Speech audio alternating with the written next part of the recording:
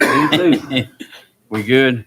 All right. Good morning. Welcome everyone to our July 16th police jury meeting. We have copies of the agendas up here if anyone would like one. Mr. Bill, could we have the roll call, please? Let's see. Mr. Stewart. Here. Mr. Stevens. Here.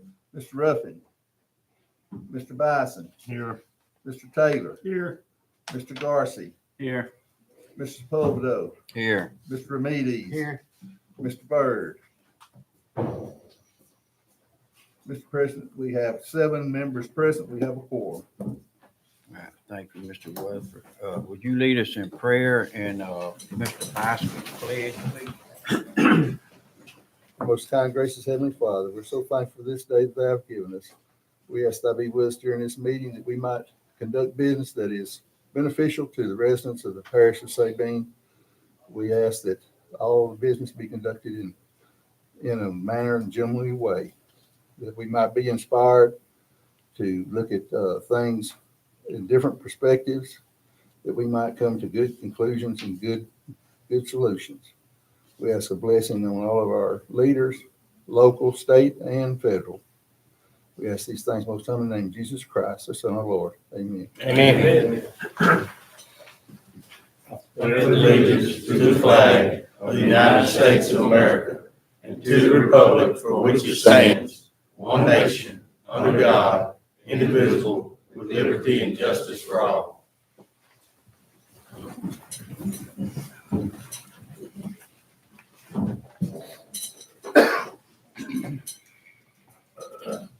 Thank you, gentlemen.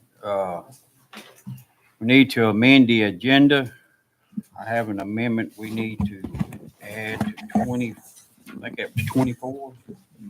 We need to add Malcolm Street to that list of roads on item 24.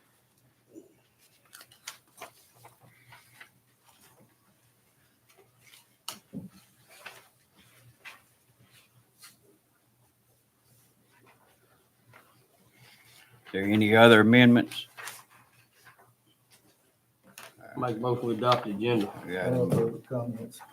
Do we have any public comments on the amendment? All right, now I need a motion. I got a motion by Bo and a second by Second. Eric to amend.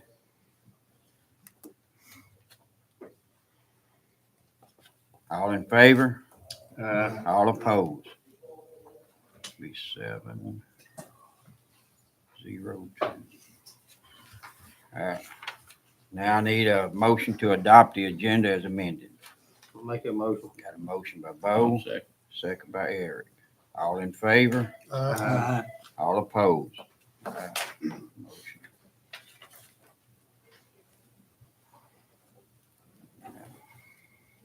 Moving on to item 7, public comments. Do we have any public comments on any item on the agenda? Big crowd, but quiet, ain't it? All right. Moving on. Item 8 is Senator Alan Seabog. Is anyone here from his office? Is anyone here from Representative Shamahorn's office? Yes. Shannon, yes, ma'am.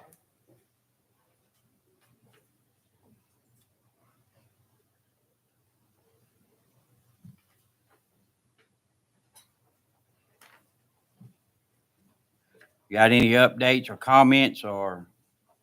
Just keep up the good work. All right. Thank you, ma'am. Thank you for coming. All right, moving on to item 10 is Representative Larry Bagley. Good morning, Mr. Bagley. Good morning. Well, it's good to see y'all. I would have liked to have been here last month, right after we got the session, but there were a lot of people want to see me when we got a session, especially the insurance folks and that sort of thing. So I'm coming today, and actually how this came about, I talked to Mrs. Poverdo yesterday on the phone. I went to a meeting, and you may have heard about it, may not, called HERO. It's a state program where they're going to come and loan money to municipalities or parishes to try to help them with electricity. My thought, and what I talked to Mr. Bobo about, was in Sabine, coming in and setting up a couple, could be a church, although some areas don't like to do that. Could be a church, could be a building, for instance, like a civic building, whatever. And what they do, and you have to work with a SWEPCO or the electric provider, and it would always have electricity. So if you had a tornado that came through Zawali or came through Manny, and you had people that were basically homeless, or the electricity went out, which it always goes out, after a storm, you got a lot of problems, you'd have a place to go that would have electricity, cool, warm water. I'm sure they'd set up beds there to help the people that need the help. The bad thing I guess about this is that, poor people don't have anywhere to go.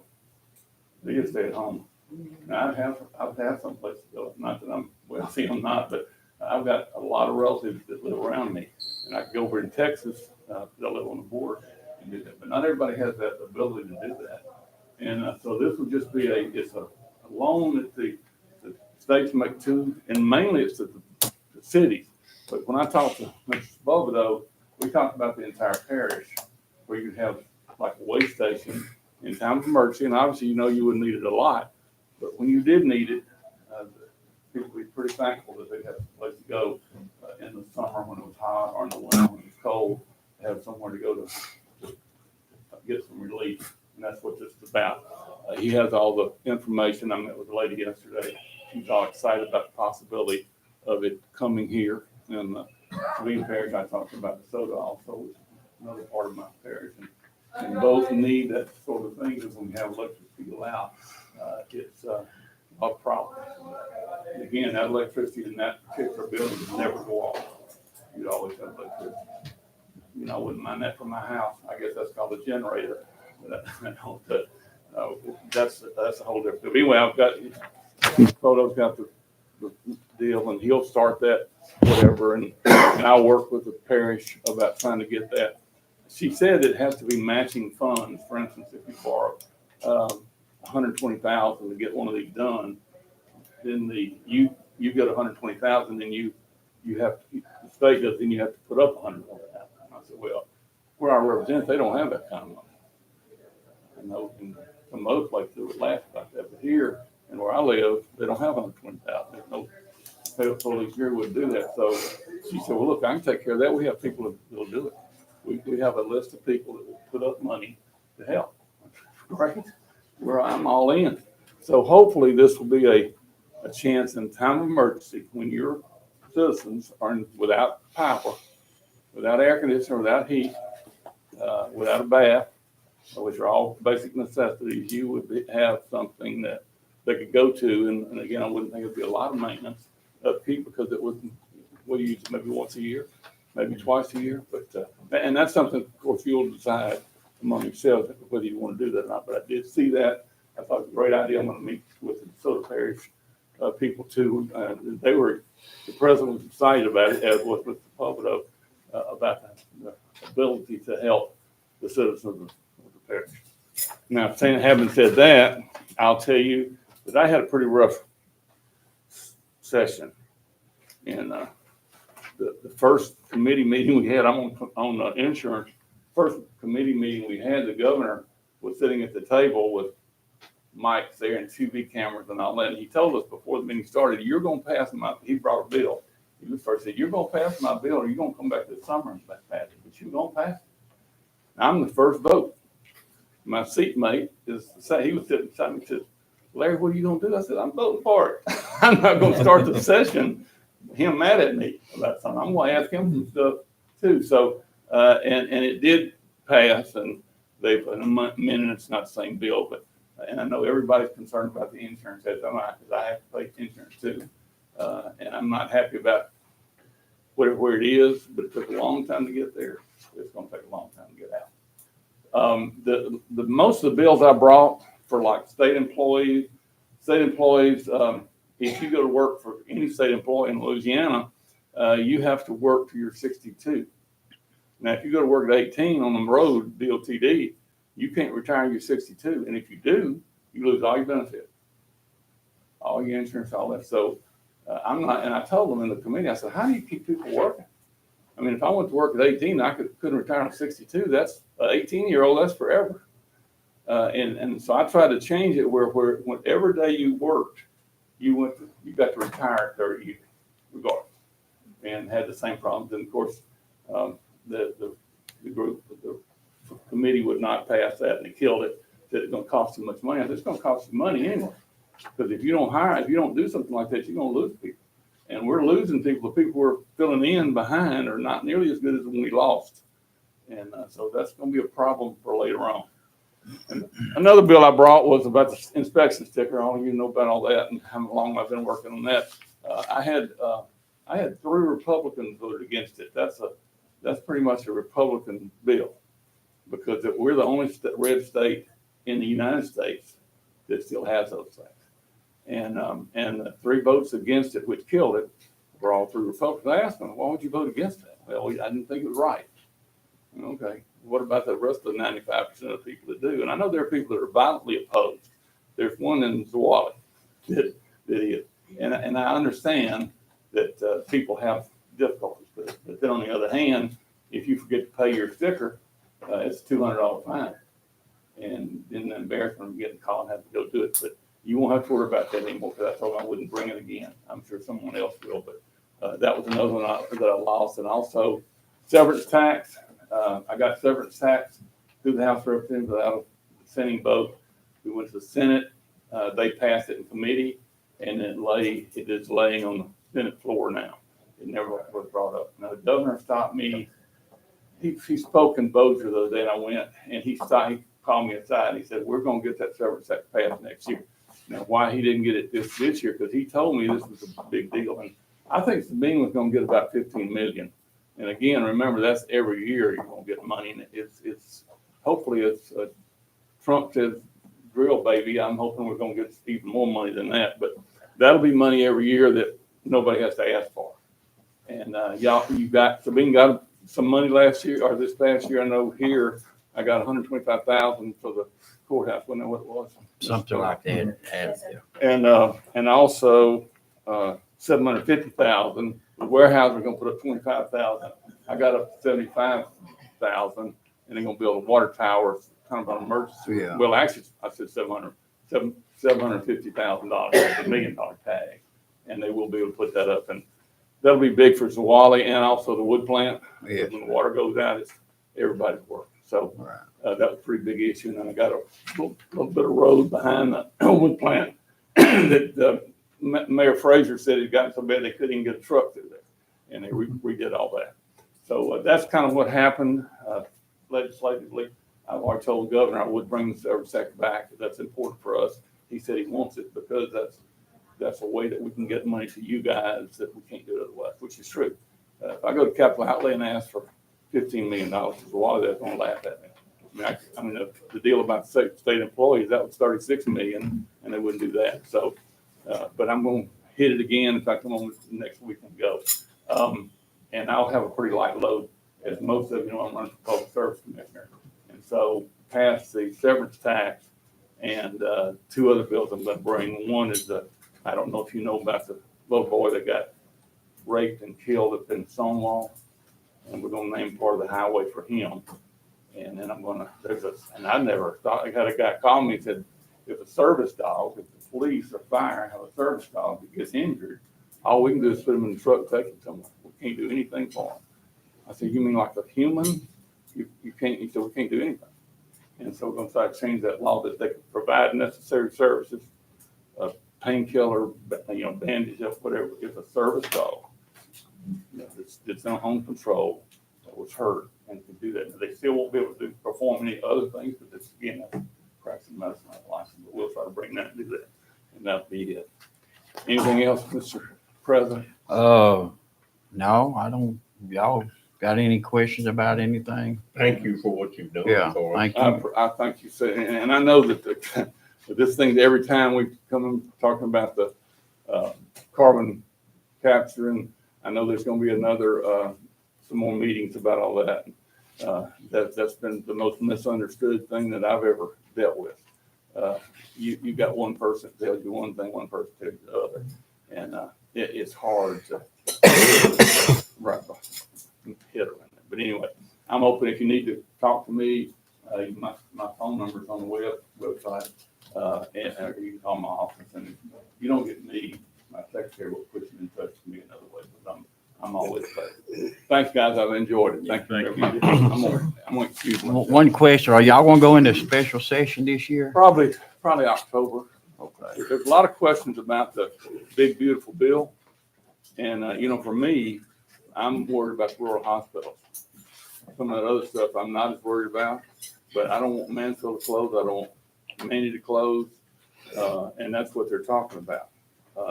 Now, when I talked to the head at Mansfield, he said that he hadn't found anything yet that would lead him to believe that anything major's going to happen to them. They said maybe in 10 years, but a lot of things will happen in 10 years, and I'm not going to worry about that. But he says that the hospitals are going to be fine, the rural hospitals, the larger ones are going to be fine too. My concern is to be sure that Manny and Bird and DeSoto remain active and alive. Of course, the Medicaid cuts, you hear a lot of things about that. I don't think that's going to be as bad as they claim. The ones that wanted people to vote against it, I don't believe they exaggerated some of the stories about all that. Y'all, being politicians, all y'all know how that works.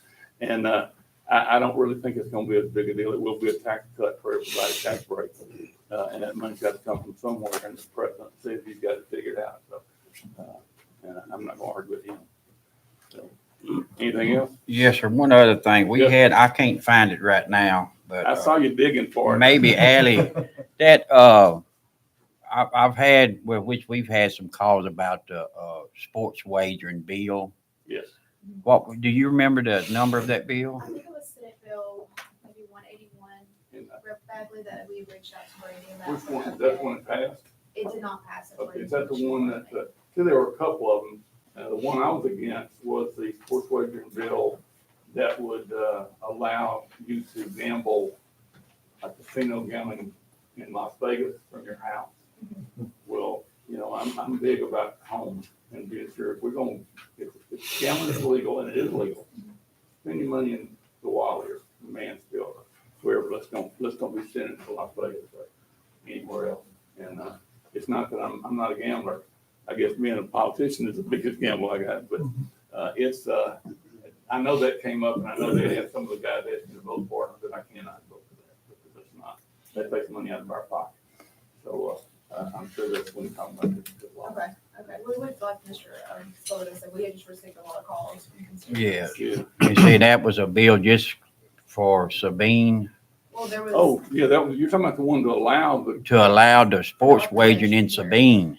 yeah, and I don't know how that came. I mean, So I don't know if it just dead in the water, nothing ever, or was it part of the bill that you're talking about? No, it was not. Cause that was a whole nother issue. Okay. That wasn't a local bill. It was a local bill. Yes. Never came up that I heard. I was in there every day. Of course, the only local bill I know about was the one that Yeah. involved you guys. Yeah. Holy Fury, but I don't remember anything about the gambling. I know that we talked about that earlier, and they asked me, yeah, if they want to do that, I'll bring the bill to the Yeah. house. Because, I mean, that's your option. It's, the people vote on it. Right. I've always been in favor of, even if I wasn't personally in favor of it, if the people got to vote, I'm for that. Right. That's how it works. Right. Well, the ones that are calling that express their concerns about are the ones that do it. I mean, Right. like me, I'm not going to do it, so it's not going to affect me at all. But those guys, they just go across the parish line and set their cars and place their bets, and then they still doing it, but it'd be and Sabine Parish is just losing out Right. on the revenue. See, I didn't even know that went on. Yeah. I'm like you. I'm not They go across the line to DeSoto or wherever. Across the parish line, and they get on their phones and they bet on their horses or games or whatever. I Well, understand. I mean, you get a little piece of that money. If it- right. So And- if that doesn't happen, we'll go back looking at it. Yeah. I can bring it to the local bill Right. for an election Okay. where the people can vote on that. That would Well, be- I was just wondering, so we'll have an answer for the people that are calling. Yeah, just tell them concerned, that, you know. didn't get out, and, we're gonna try again next year. Okay. I'll do whatever I need to do to help you on that. Okay. Anybody else? Great seeing you guys, and, I'd love to have been with y'all instead of where I was a lot of times this last 3 or 4 months. It was a pretty hectic session. I'll tell you a story before I leave. I'm on insurance, and I'm the first vote. And my seatmate in the House is the second vote. And the governor comes in, we're gonna have his bill about insurance, and they got TV cameras and all that, and he's sitting there, he said, I'm gonna tell you guys something right now. If y'all pass my bill, you're gonna come back this summer and you're gonna pass it. And if you vote against it, I'm gonna remember. He's threatening us. We ain't even made a vote yet. And so Dennis asked my seatmate, so what are you gonna do? I said, I'm voting for it. I'm not gonna make it matter. First vote we have, I said, besides that's the Senate will screw it up anyway, so we'll be okay. So, and that's kind of pretty much what happened. But anyway, always pleasure to see you All guys. right. Thanks for letting me know. Yes, sir. Thank you. Yes, sir. Thank you, sir. Y'all later. Bye.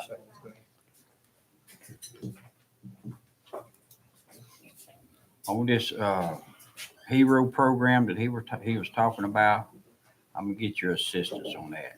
You help me out with that. I have all the information, and we'll contact the lady and see, what's it about, get more detail of it. You can figure it out. Yeah. Okay.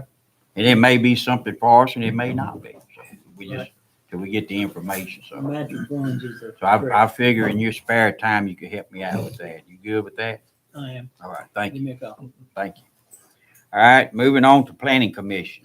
We got anything from the planning commission? We talk about these 2 items. They're just for informational purposes only. We did approve a partition survey. It says 2.08, but it's 2.06. I'm sure I made that error. And that's just a tract of land off of Red Oak. They had, I don't know, roughly 5 acres, and they're just selling off, subdividing it and pulling off a 2-acre block plat. The other one is 2-acre, same thing.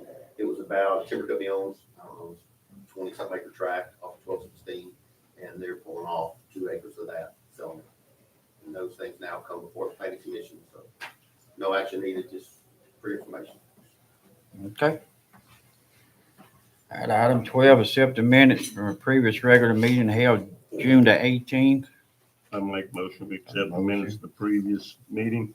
Got a motion by Bison, Second. second by Bo. All in favor? Aye. All opposed? 7. Item 13, Mrs. Sandra Garner Coleman to provide update on Sabine High School.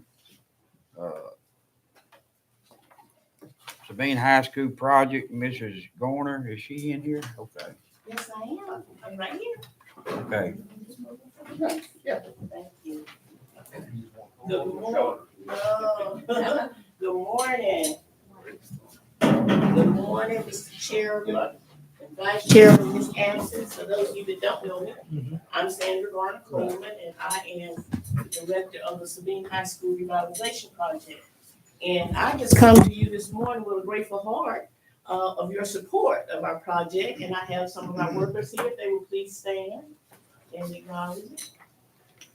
And they work diligently on trying to keep the campus, clean, picked up, and everything in order.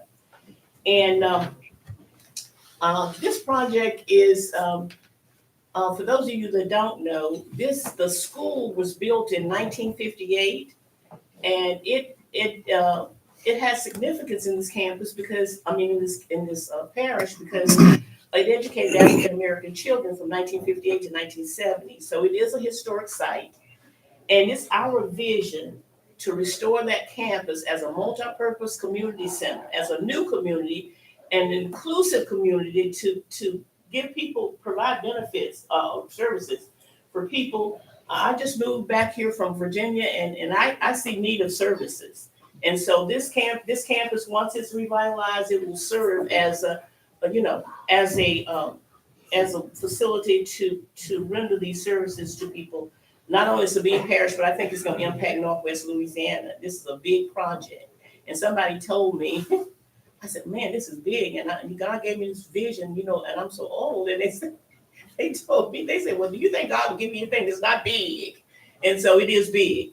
So it will take a number of years. But anyway, I came before you this morning to give you an update. Since we were here last time, we have weatherized, we call them building, they served as the elementary building, middle school, high school, library, and industrial art building. And we have weatherized those buildings, and they are now, the broken windows have been covered with plywood panel. Boise's Cascade donated over 200 sheets of plywood to cover those windows, and they have vents, and there is a temporary membrane that's covering all of the buildings that were, and it was a need to do that because we need to try to preserve what we have in preparing, and I'm preparing for someone that wants to come and invest and utilize the buildings for whatever we want to use them for. And so they're already preserved, and what I thought that would enhance them and also beautify the campus, we are taking those panels and painting murals on them.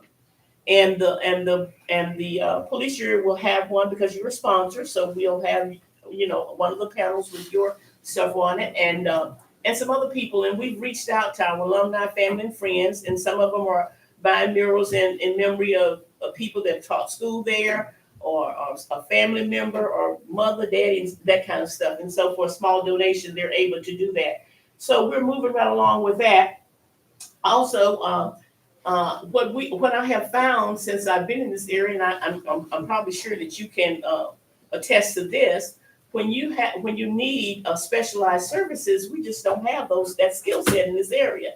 And because that building is historic, most of our bids have come from Baton Rouge, New Orleans, because those are the people with the expertise to preserve those buildings and to abide by the guidelines that's set up by the National Park Service for historic preservation. So we were able to contract. It's a company out of Gretna, Louisiana, and that company is Robert Wolf Construction.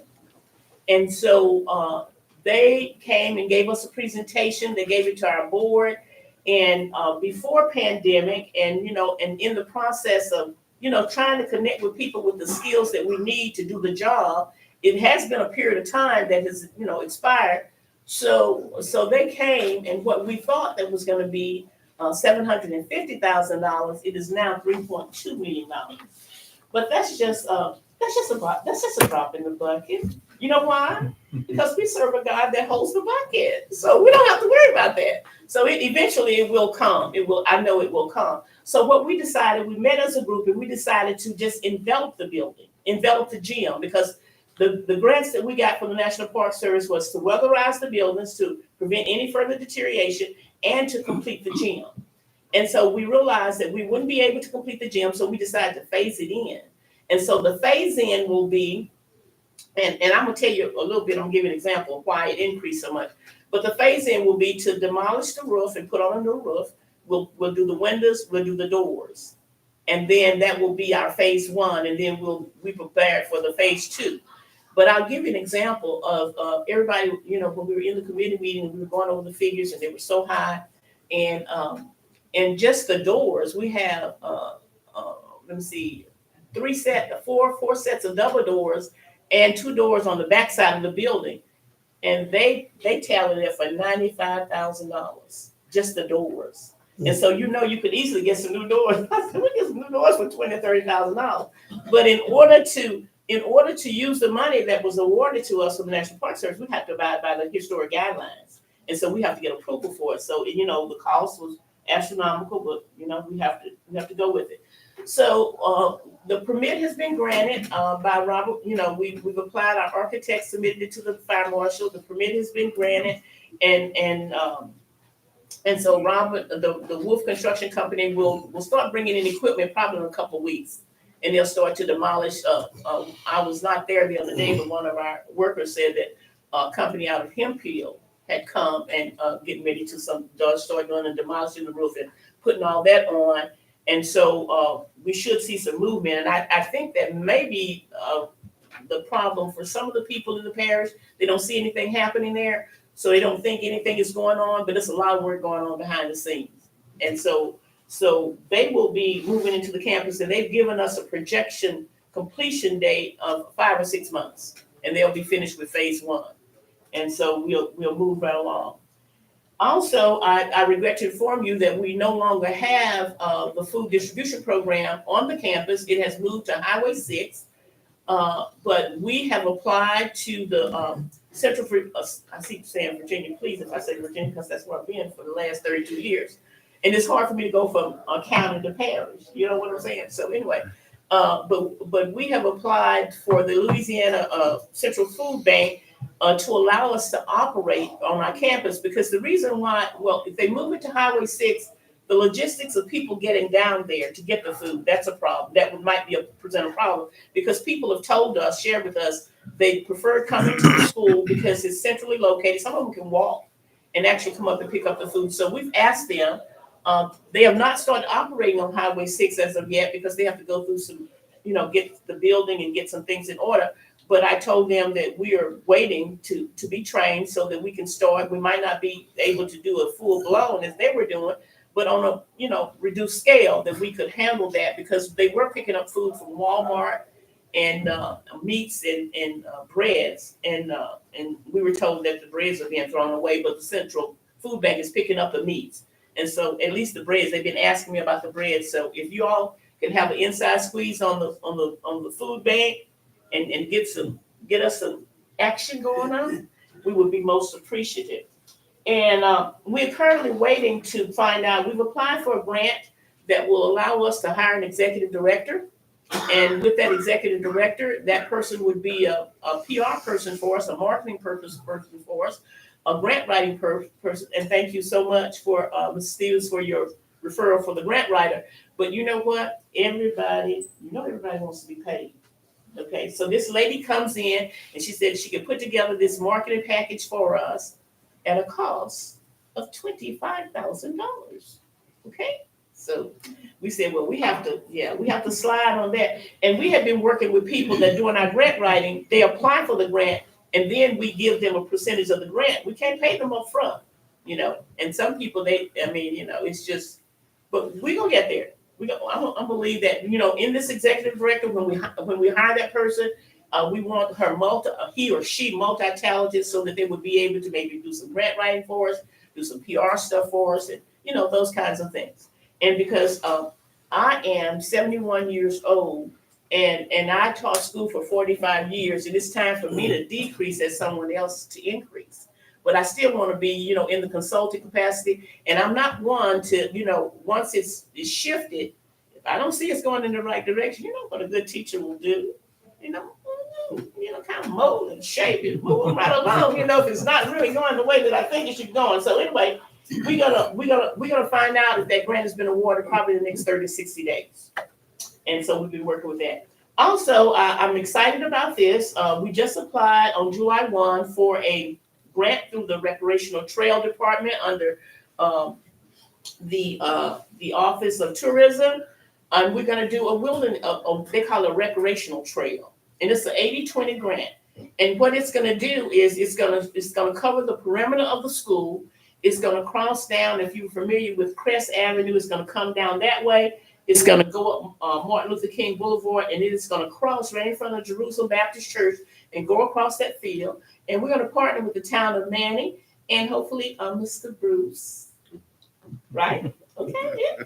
And so, because we need some pro bono stuff. We need some pro bono stuff. And when, don't smile. Don't start. But,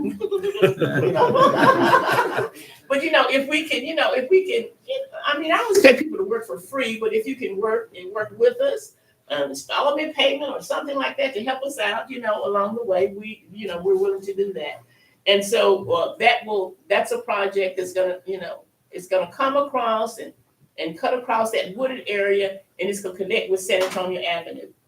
And they're real gung-ho about it. The Recreation Department is real gung-ho about it, and we do need some kind of walking path, trail or something, and we need to do anything to enhance our community. I love Manning.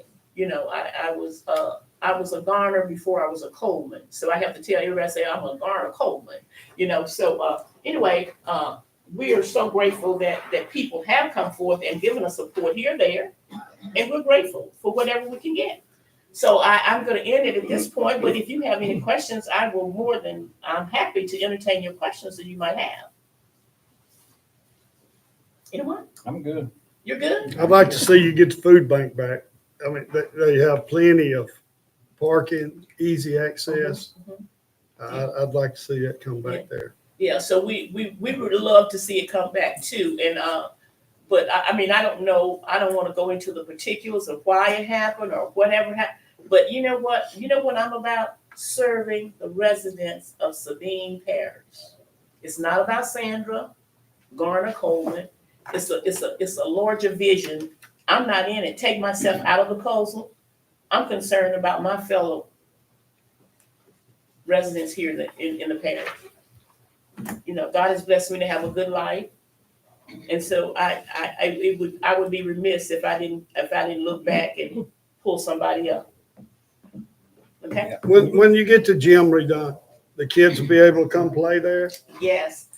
We have a young lady that's on standby. You know, we want to organize structured activities, you know, little basketball leagues, and not only fun things. You know, I want to get a chess club going. I want to get a etiquette class going for our young men. I talked to the deputy yesterday that came over, and he wants to send some people over for community service. And I said, send me your younger people, because that's where we have the impact. That's where we have to change lives, and maybe we can recapture, you know, some of those things. And we were planning on a big like swap meet thing this weekend. And I told them, I said, we're not gonna do any $40 or $30 spots. Let's do some $10 spots. Anybody can come here and make $10. So let them come in and let's shine, you know, Blood Mobile was gonna come, the health thing was gonna come, and with the children, all structured activities. You know, it's just not gonna be fun and play. We want you to learn something that's gonna change your life, because we wanna make them better people.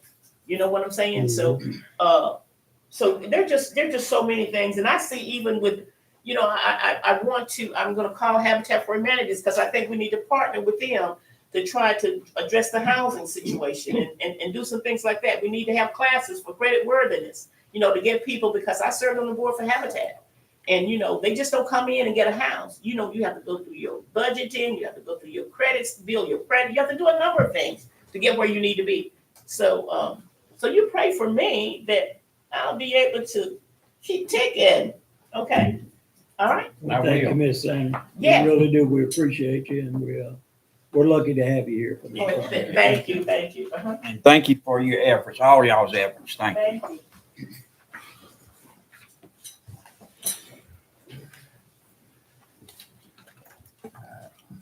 Moving along to item 14, to consider approval of a corporate endeavor agreement with the Sabine High School project. This is something that we budget every year, Mr. Yes, it is. It's on Okay. our budget. I'll make that motion. I'll second. Got a motion by Barry. Second by, was that Bruce? All in favor? Aye. All opposed? Motion carries. Item 15 is Mr. Danny Asbell, Sabine Parish EMS Advisory Board. All right. So, the board met last night, and we had talked to y'all, or we had advised the jury last quarter, after our meeting last quarter, that the board was looking to enter into an RFP process to get proposals to try to provide the best service possible for the citizens of Sabine Parish for EMS. And last night, the board actually, when we met last night, the board reviewed the RFP that was put together by the committee that was created inside the board, and they approved to go out for RFP with the RFP that I presented on y'all this morning. I gave y'all a copy of the proposal that was put out. And so that RFP, one of the parts of that RFP is the final approval after the board goes through accepting the proposals from whoever after it's advertised and people submit their proposals according to this packet to the board will grade those. The board will vote to as far as the selection that they would like to go with, to enter into a contract with, and there's a stipulation in here that that would come to a vote for the police jury to agree with, as far as the ambulance advisory board is concerned, that we would bring that back and let y'all have a vote to agree with what the actions that we're taking in that degree. But I wanted y'all to have a copy of that, so y'all would have that to know kind of what's going on and what everybody's looking for. It's just, the main thing is that Sabine Parish has been operating for at least for the last 30 years with no contract with the EMS provider. And I don't know of any service that we do as a parish that we don't have a contract for. And so the board was actually approached by the current provider saying, hey, well, let's just do a contract. And that was not the wishes of the board. The board wished to go out and just see what was the best offering out there to provide the best services for our people in this parish, and see what was available. And so that is the process that has started. This will go out for advertisement in the paper next week. They will contact Miss Melinda to get a copy of the RFP to see what is being looking for. We're going to have a special meeting in September to have presentations. And I can get y'all that information if anybody would like to come and sit and listen to those presentations. If anyone, they'll be able to come in and talk to the board and kind of say what they got to say or answer questions. Another thing that I would like to ask is if y'all would like to appoint one of your members or whatever, a couple of your members to be in the grading. I think that the board would be, most definitely receptive if a police juryman wanted to be in the grading process and be able to actually be part of that in the final, so that they would have input in the final approval of the board. And your RFP deal you're talking about, okay. If you want to have a representative in that, however y'all do that or whatever, I think that would be something we would be receptive of. Well, we'll see if anyone has interest in it or anything. And it's just up to y'all. But like I said, it's just starting a process that has been given to the board through the ordinance that was created in 2011, starting the ambulance board, where so we're just trying to, the ordinance that was proposed or that was passed in 2011 was to start an ambulance service in the parish or to enter into a cooperative agreement. They gave the board the authority to enter into a cooperative agreement with a public or private agency to provide those services. And when we started back up just over 2 years ago, we've been trying to move in a direction to see what was best for the public of Sabine Parish, and this is where the board has voted to go. And so that's where we're headed. And this would be in the timeline for this is the proposed timeline for this is in this RFP. I'll give y'all that real quick if you want. And it would be to through the end of August to be accepting proposals from any provider that wanted to submit their proposal. It's on page. It was not pages on here. August 29th. What page is that, Melinda? You're looking at. But it's August 29th is when. So August 29th, the proposals have to be complete. And then we're going to have a meeting on September the 23rd to give them an opportunity to come in and orally address the board. And that would be like, they would be talking business model and financial stuff and all of that. That would be like, they would address just the board and everybody else would have to, you know what I mean? The other providers would have to go out. We don't want them like talking about their stuff in front of their competitors or whatever, but, and then the board would be able to continue to review. And I think the final vote would be our meeting in October. October the 14th. We actually made that meeting. We moved it back because we know y'all's meeting is going to be a week earlier than ours because of the way third Tuesday and third Wednesday fall, because the first is on a Wednesday. That would put y'all's meeting a week before ours. So we moved our meeting back so that we could have our meeting and we could vote on a final this is where we want to go with it. This is the person we want to go with, so that we could present that to y'all the next day and give y'all a month or whatever to look at it and come back and vote or whatever. So we're trying to include the jury as much as we can, as much as possible, in this process, because we want it to be above board. We want y'all to be a part of this, and we want to make sure that the people of Sabine Parish are best served by their ambulance service. Being part of North Sabine and us having representatives from the hospital and all of the fire districts on the board, it's been our goal since that has started, and it not be public people trying to do this, have people that deal with it every day. It's our goal to move this in a direction that provides the best service possible for the citizens of Sabine Parish. And it's not saying that our current provider is not doing a good job, but you can always improve. And I think that process is to move in that direction and see what is available and what is offered instead, and open it up to more than one opinion. And that's where we're headed with that. But I gave y'all a copy of this. I wanted y'all to have that so you would be informed on what's going on and what's happening. And we'll be moving forward from there, and you'll be hearing back from us. And if y'all have any questions, if you have any concerns or whatever, man, y'all got Mr. Kwall's got my phone number. Call me. I would be glad to. How long is the contract for that you're looking for? We haven't set a date because this is just getting their proposal on what they would be willing to provide for the parish. For the RFP is getting information. It's an information gathering process. In other words, this RFP is where they come forward and they say, we can offer these services to the parish. And then after there's an approval of this, we would go into contract, and the contract, you would go into your cooperative endeavor contract negotiation. Does that make sense? Maybe? A little bit. Little bit? A little bit. I don't know if calling it an RFP is the proper term for this, and Bill may know more. As RFPs are issued, aren't they required to take the lowest request bid? for proposal. All In right. other words, we're But asking. aren't you obligated to take the lowest bid? Yes, if you're dealing with similar things. Honestly, but there's no money involved in this process It's not either, because RFP. there's no So it's not. There's no it's not subsidy an for the RFP. ambulance service No. whatsoever. I agree. It's not an RFP. I think that should be removed. So, Request for proposals require certain things, and when you get the lowest bid, you gotta accept it. You know how much, we're bound by public bid laws. So by Yes, putting that in there, you're required to take the lowest bid, almost equal, as long as they meet your conditions. Right. Sometimes that doesn't get you the best qualified company. Okay. So be careful.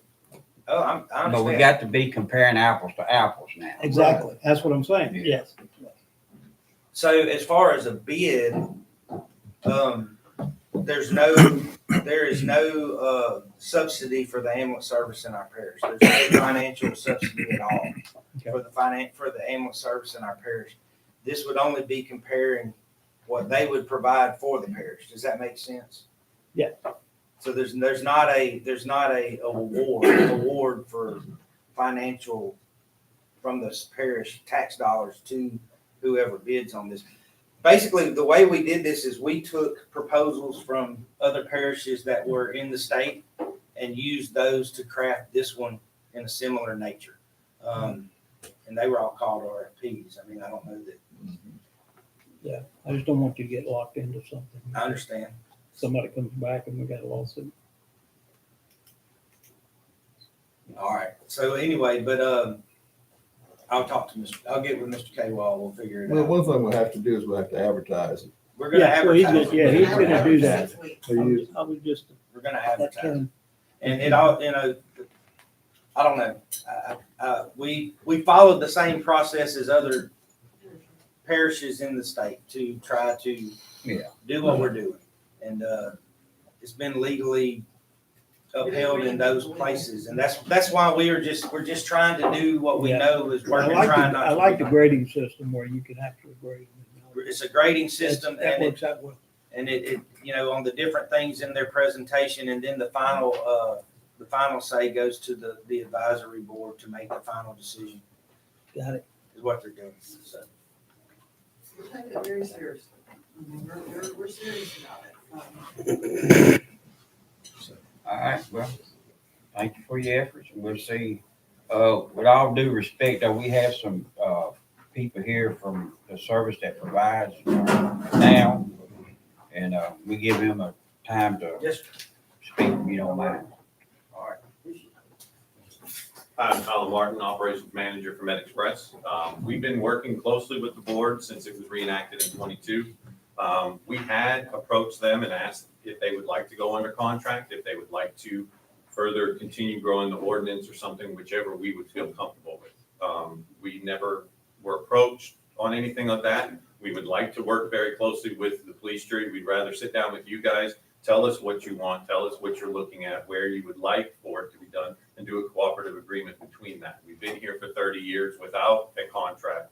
With our commitment to the parish, we hire local, we invest locally, we do scholarships to send a bunch of these kids to paramedic school. We'd like the opportunity, as the board came back in '22 and we worked closely with them, we've added trucks, we've adjusted the flight scale on who goes where and what.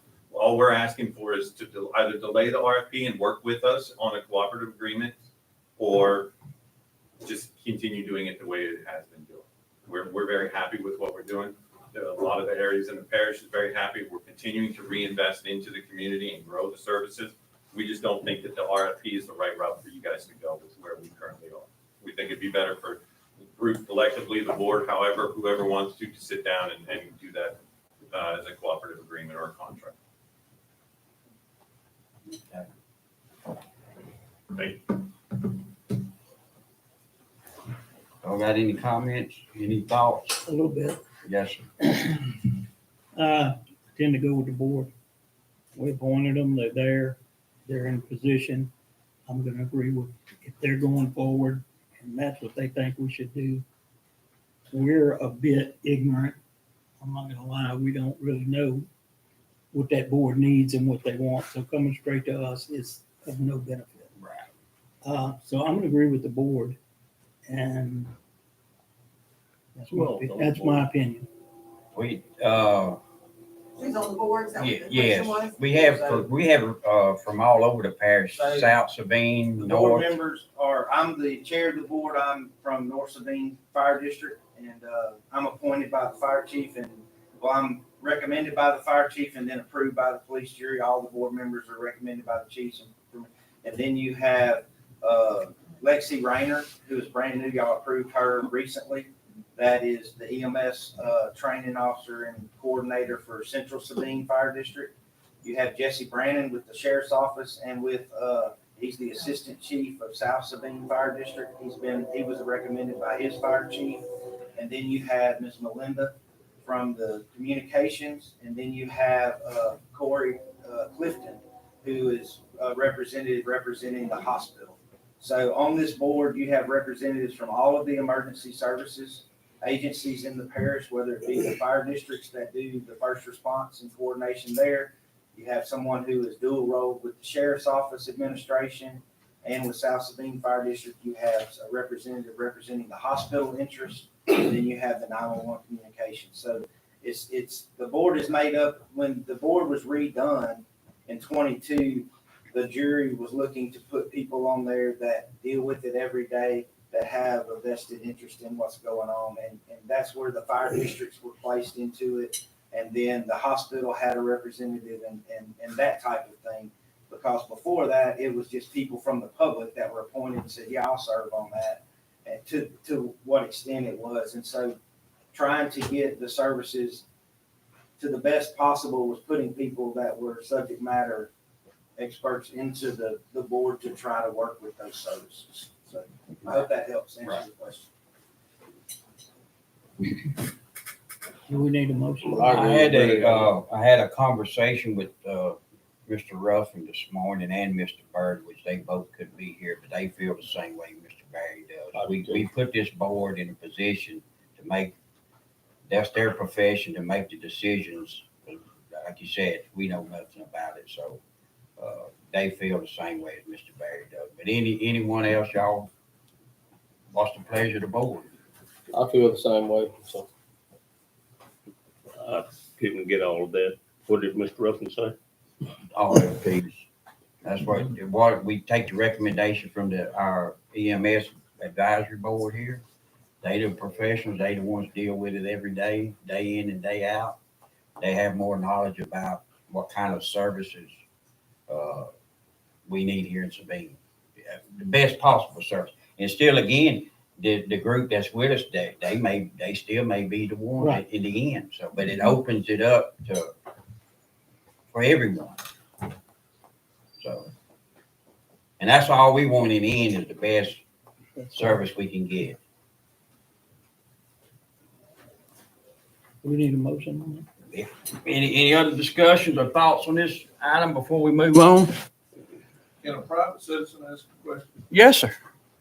Along this line, you're talking about a board that is going to watch over and head up, make decisions on the EMT. Would that same board also be beneficial to overlook all emergency services, not just EMT? That's a question for them. Y'all kind of do.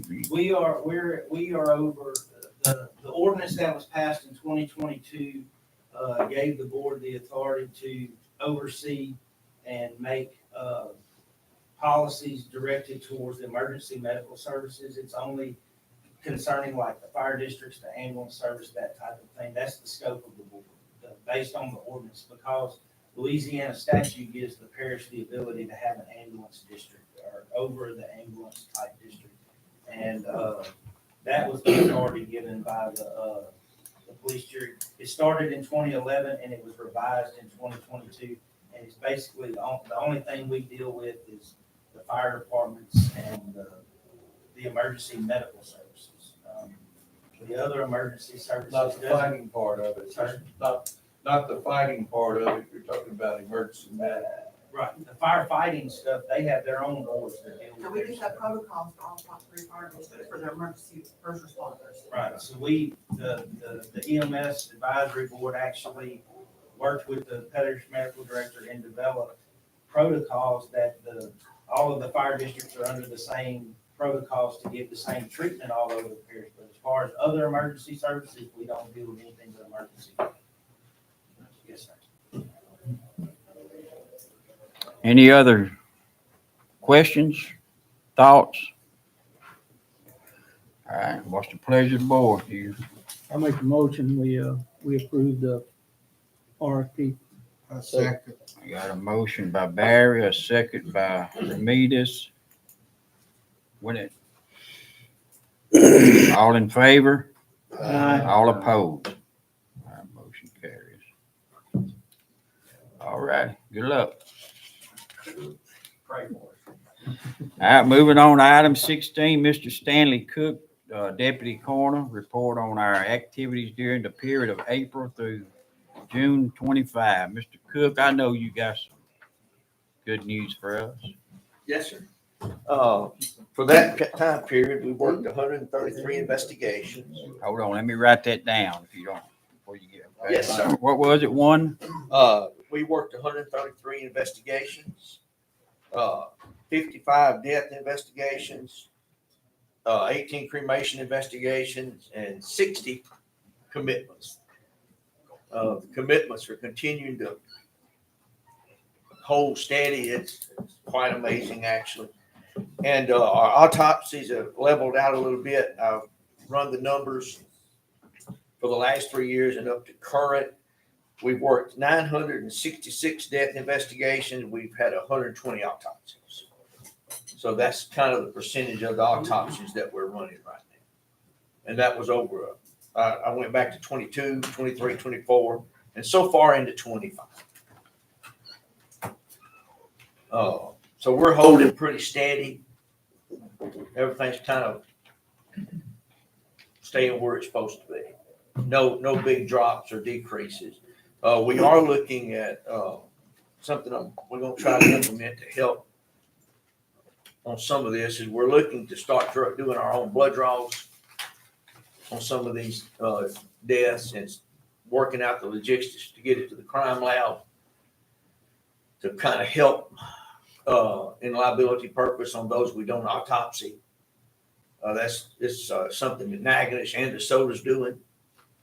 They just draw the blood instead of doing as many autopsies.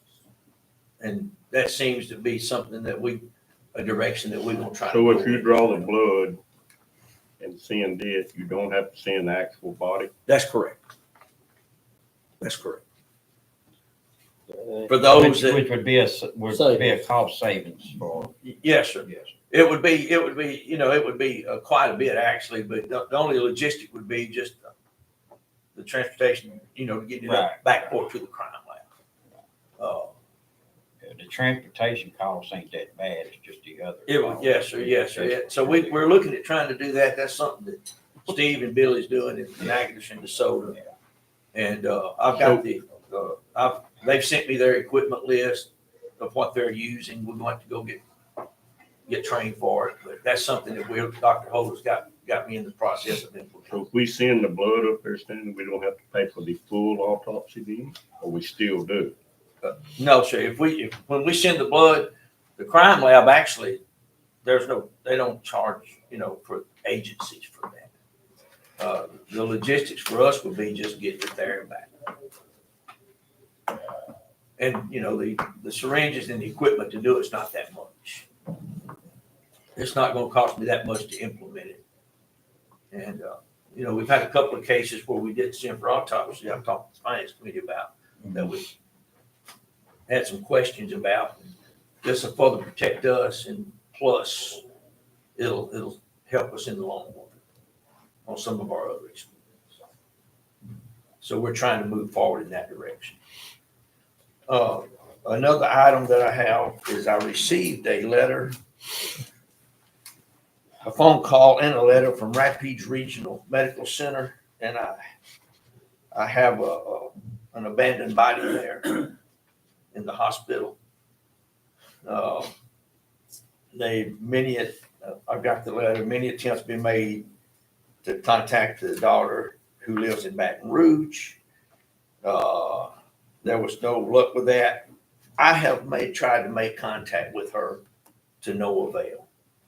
And under state law, the coroner's office is required to take possession of that body and arrange for a disposition of the remains. This is a Sabine Parish resident. It is a Sabine Parish resident. But I do have a letter of request for you guys. Does anybody need one? Yeah, sure. Pass them on.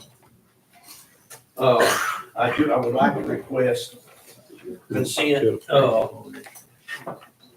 to have the body, my transport, Mr. Miller pick the body up. I'll have to make arrangements with the funeral home for a pauper's disposal. It doesn't seem like we have much choice in that if it's a Sabine Parish resident. Yes, sir, it is a Sabine Parish resident. I'm gonna have to work to death. I've got all the medical records from Rapides General here. Okay.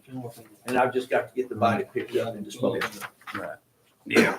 But I have to bring it for you guys. Right. Yeah. I don't see where we have any other choice but to move forward with it. We don't.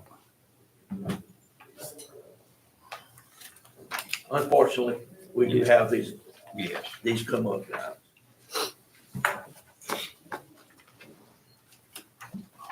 It's not mine. Say so, but I think we got to do it. I don't know that I don't even know that we vote on it, do we? We gotta do it. Okay. Just do it. Just do it. Yeah, just Yeah, move on okay. with it. Thank On your commitments there, run that by me again on your commitments. Are your numbers staying about the same or up or down? They're staying, for, April, I had 19, May 22, June 19. So they. So they're staying real close. They go up to about 30, then they'll drop down to 17, 18. Then in the summer, at the end of the summer, they always, and toward the holidays, come Christmas, they always start skyrocketing. But they're staying real close. So. Are some of these repeated commitments? Yes, sir. Some of them are. 19 out of 19. Well, no, it's the dynamics have changed. It's not I'm not seeing as many repeats as I used to, because over time, you know, we're able to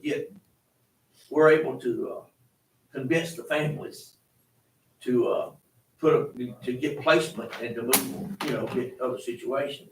Because the process is when we send them to Brentwood, that's an emergency facility for stabilization.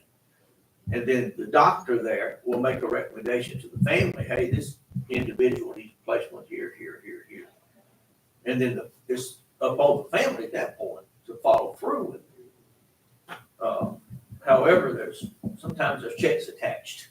Right. And you know, to these people, and families they just don't follow through. Thus, 2 weeks later, we're dealing with it again. And then we may have to deal with it again until finally that doctor up there will take some steps to ensure that the individual gets proper placement for their needs. Right. And like you guys, you know, we try to serve the people to the best of our ability and get them the help they need and where they need it. And that's when we're dealing with the mental patients. You know, we've got now a real good place. Brentwood has opened up many new avenues. They take autism now. And that's an issue that we've had to deal with locally. Unfortunately, they take, due to the drug children, they've had to open up a ward for 4 years old and up. And I actually had to send a 5-year-old the other day for OCS. They've got first responders ward now. So they've had to expand due to the needs of Sabine, DeSoto, Red River, Rapids. Due to the fact LSU closed their psychiatric emergency section down. Niagara's closed their psychiatric emergency section down. Sabine's never had one.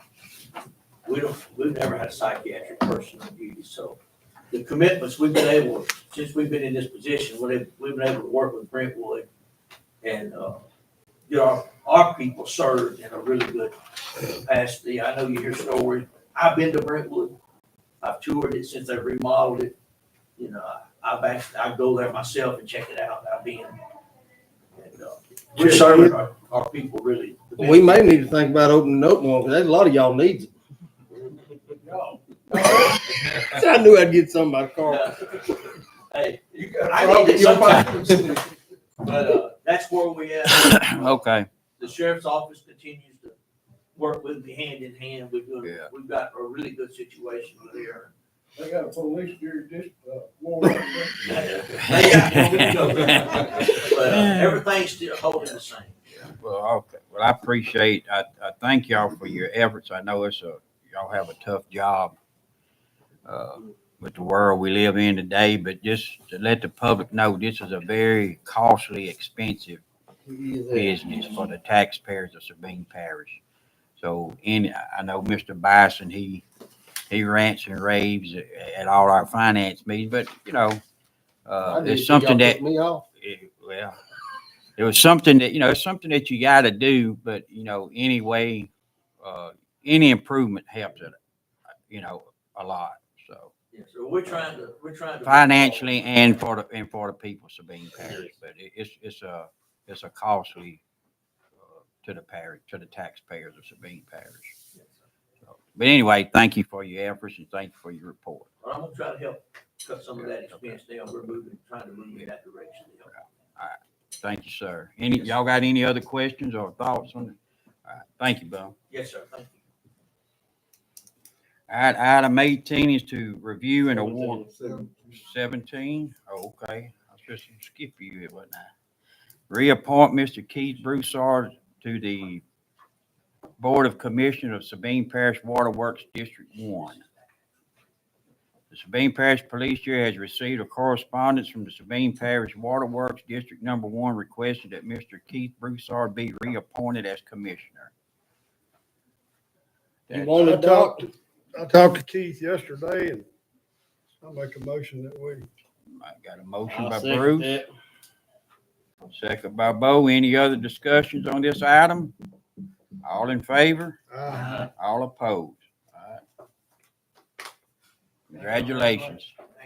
Thank you for your service. All right, moving on to item 18 is review and award bid for truck sale scales, pug mill scales.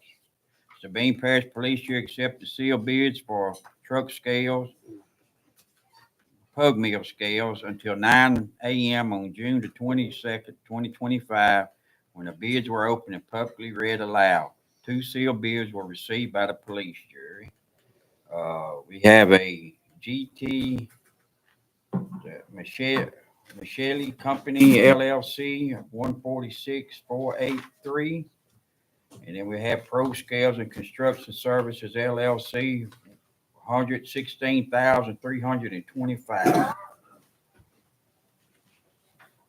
Cost of them went up a lot, ain't it? They did. What kind of scales we got out there now? Michele. Didn't you look into that, Bob? Michelle, that we looked at both of them, they both met specs. And, Pro Scales even exceeded in some areas. There were minor differences, but you can't always get exactly the same.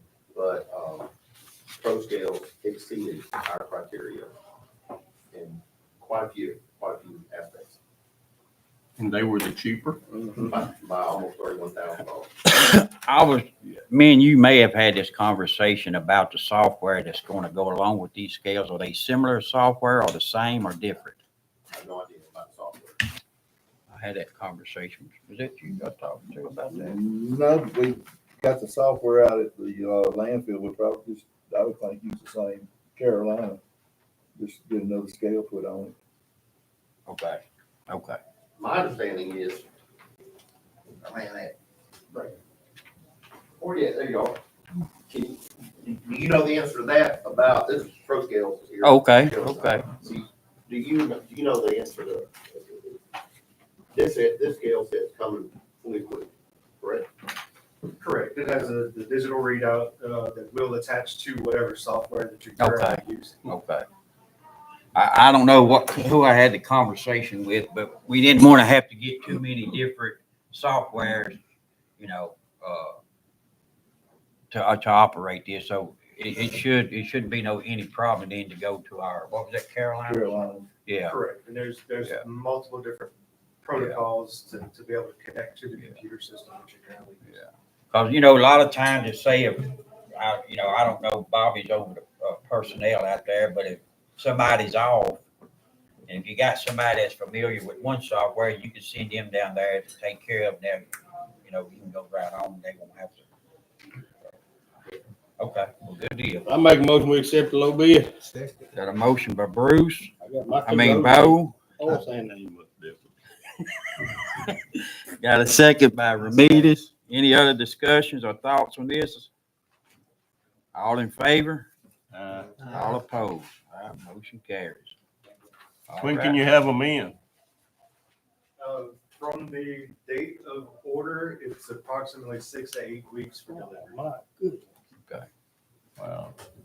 We need them quicker. We may have to go back with another company. I don't know that would be any faster. Takes a minute to get the steel rearranged and put together and make it look like a scale. Okay. All right, well, you'll get with Mr. Bob, and he has all the details of the location and everything. I know we may have to move some stuff around out there. So Just get on it quick as you can. got it in order? All right, good deal. Anything else, Bill, on this item? No, that's good. Okay. All right, thank you, sir. All right, item 19 is to introduce an ordinance to rescind ordinance number 4 of 2022, an ordinance restricting trailers with a length exceeding 16 feet from being utilized to dump garbage at parish compactor sites. Sabine Parish Police Jury desires to adopt an ordinance to rescind ordinance number 4 of 2022 to restrict trailers with a length exceeding 16 feet from being utilized to dump garbage at the parish compactor sites. The first step is in this process is to introduce an ordinance for purpose.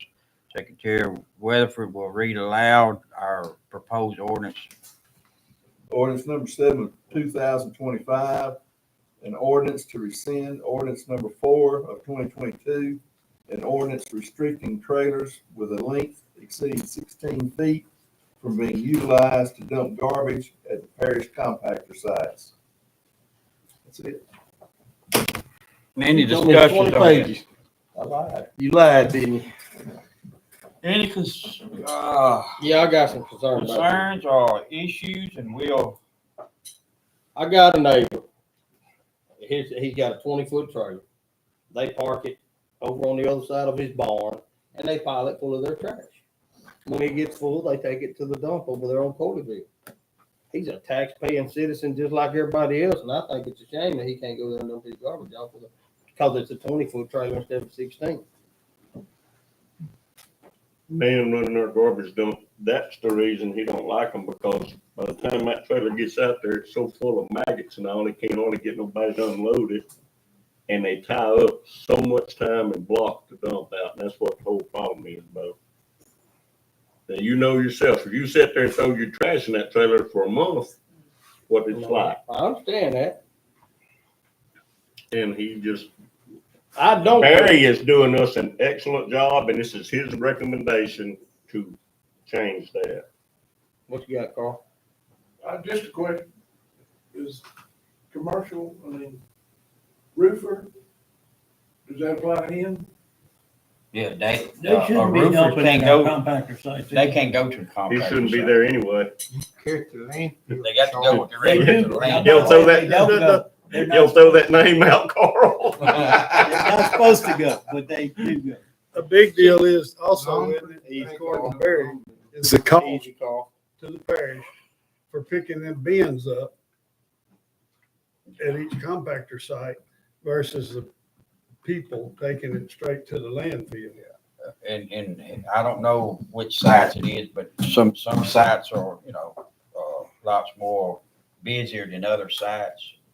And just say, for instance, you on a Friday evening and somebody comes in with that 16-foot trailer loaded with garbage and fills that whole thing up, and then, you got Saturday and Sunday, and you're going to be blocked out for everybody else.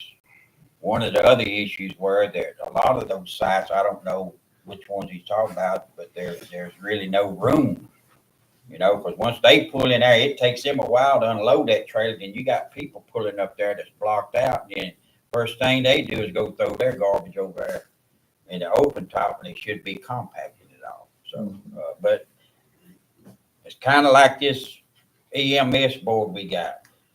Barry does us a great job. He's on all these sites. He keeps up. He give you the numbers. He got all the numbers logged in. He knows the bins. He knows everything's going on out there.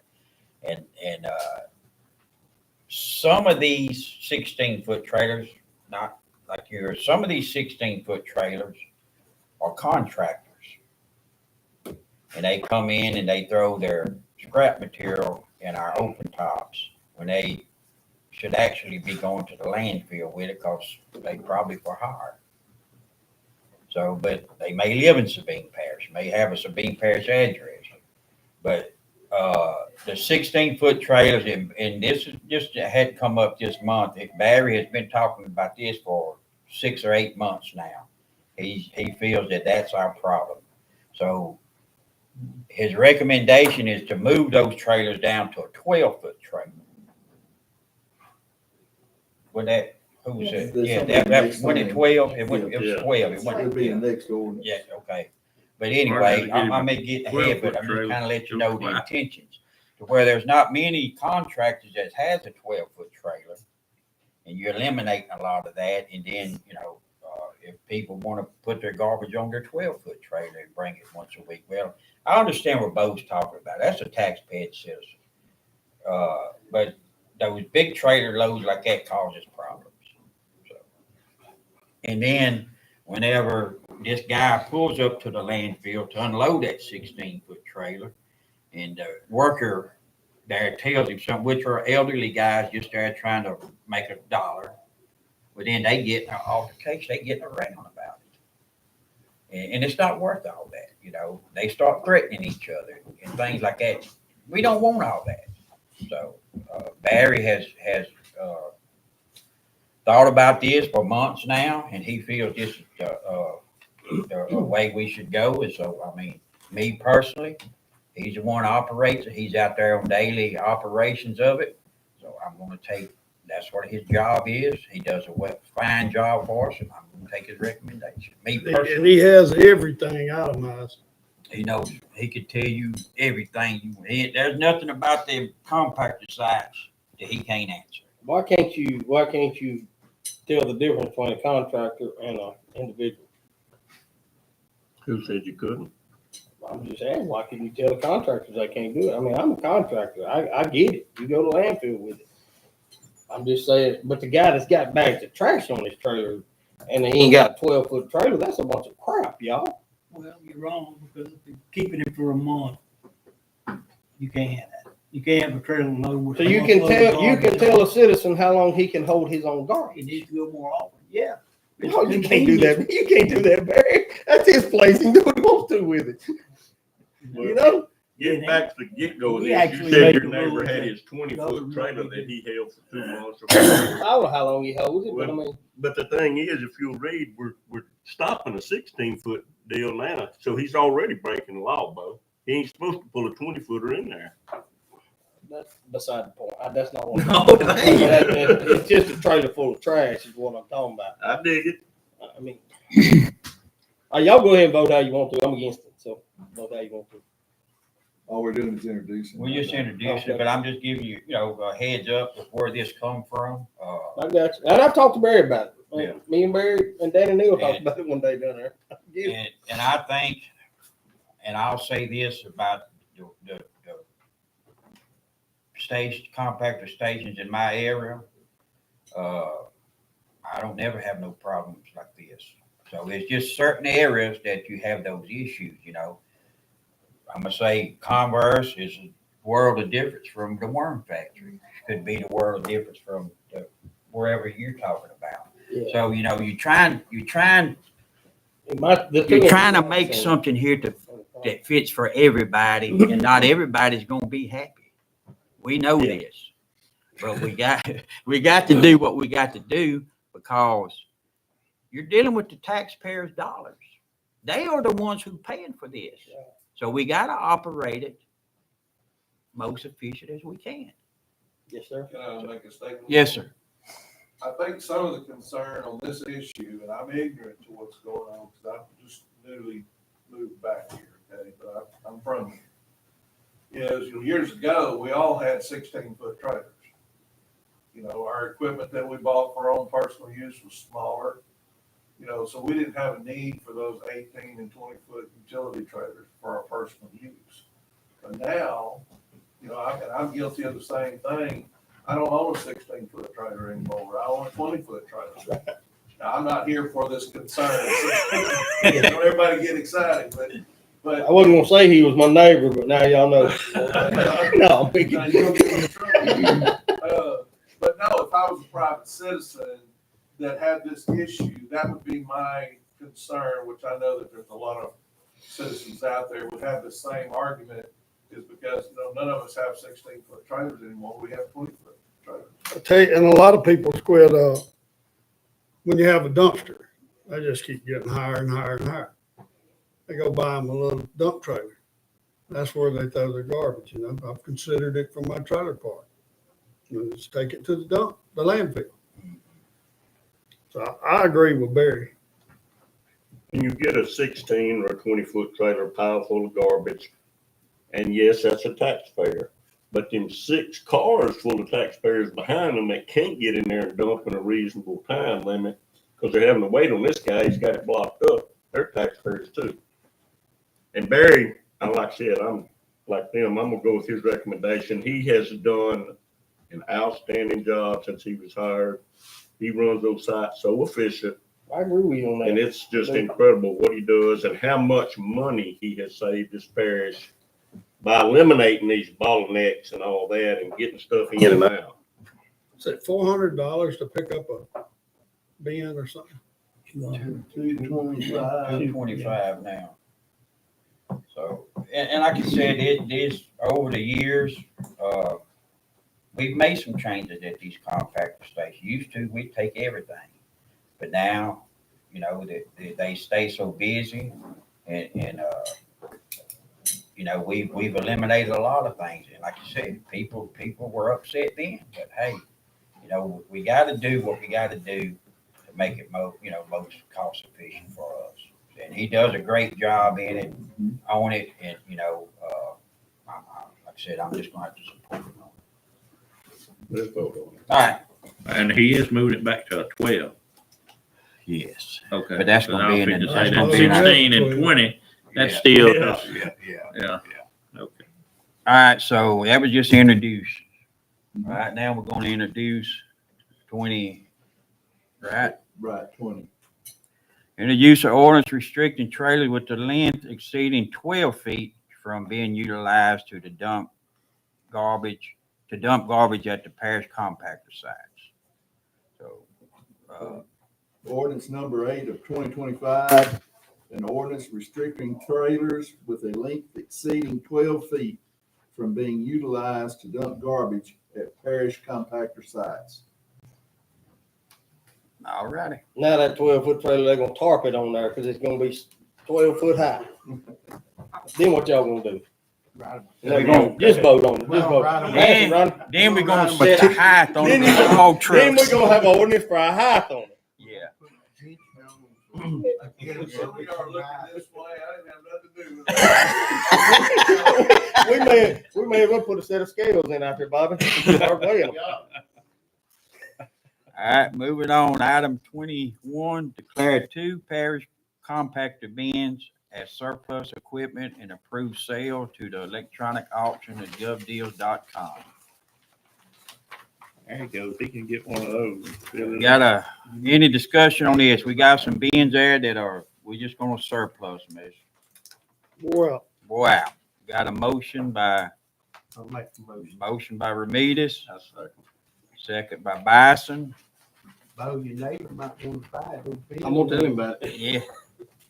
All in favor? uh, All opposed? All right, motion carries 7-0.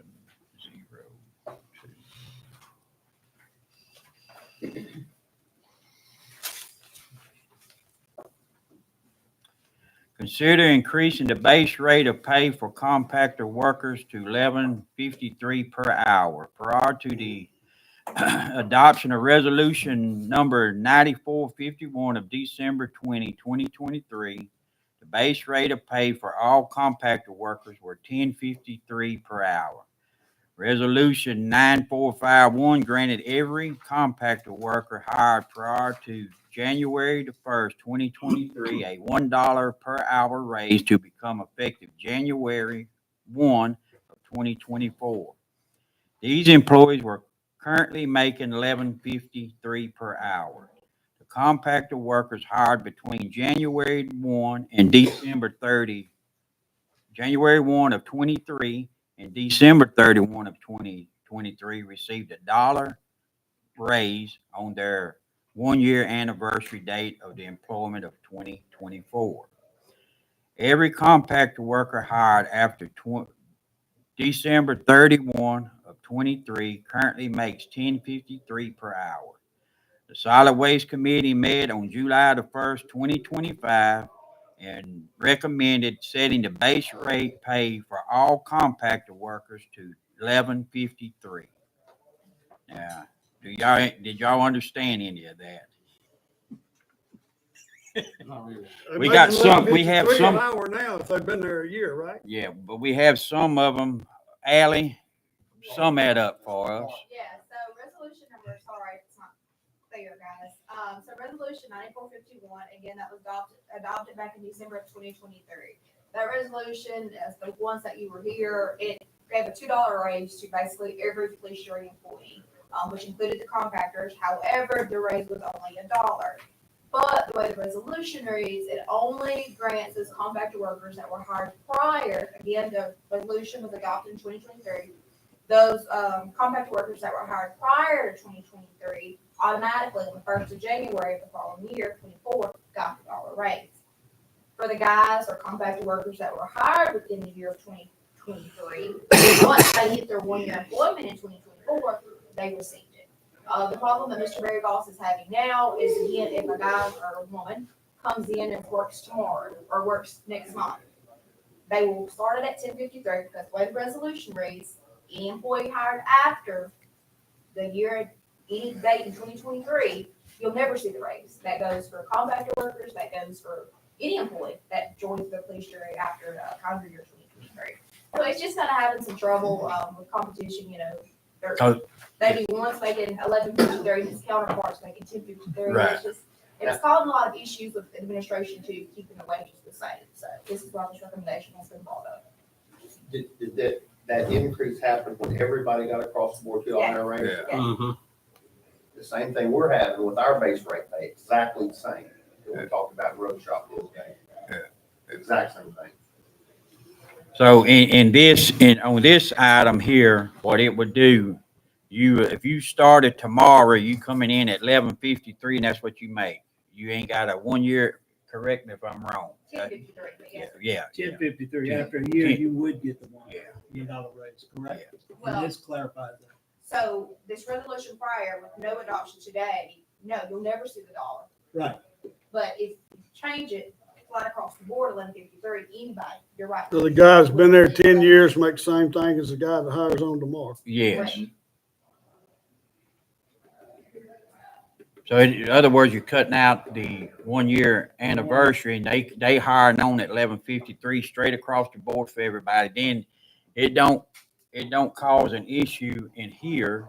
But whenever, well, how long have you been here? Oh, well, I've been here a year and a half. Well, I ain't never got my raise. Well, it just gives them a straight across the board. When you hire on, that's what you make. There it is. If you like it, fine. Right. Or they can go work. Or they could go work for another parish and make $3 less. So I'll say this, the guys at Fort Jessup, you rarely gonna pull in there and see them in that building. They out there working that compactor. Guys out of my way. And to what you're saying, Bruce, Barry has the law has the weights and the tonnages and the compaction of all those things. He has all those numbers.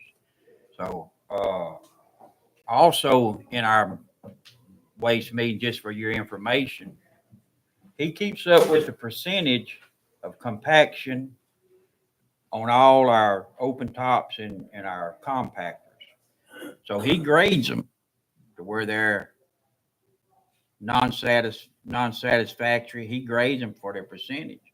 So matter of fact, he's having a meeting next week with all of them to tell them that the ones that are below the target line, that you got to tighten up.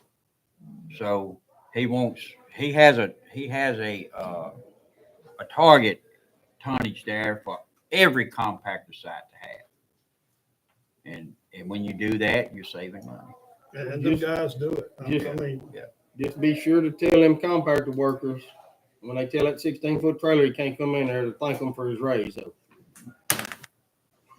But he might not be getting a raise. He might already be making 11.50. I'm popping off.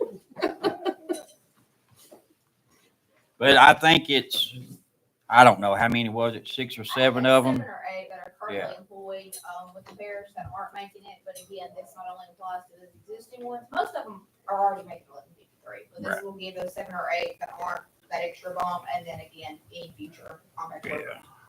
This is pretty straightforward. I make a motion, we increase the base rate for Got a compact motion. workers to 11.53. Got a motion by Bison, a second by Bo. All in favor? All opposed?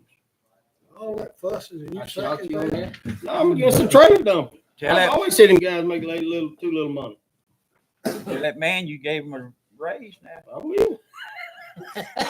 You know I'll tell them. For watching out for them trailers. They gotta stop y'all. Item 23, consider increased base rate pay for pug mill operator / foreman.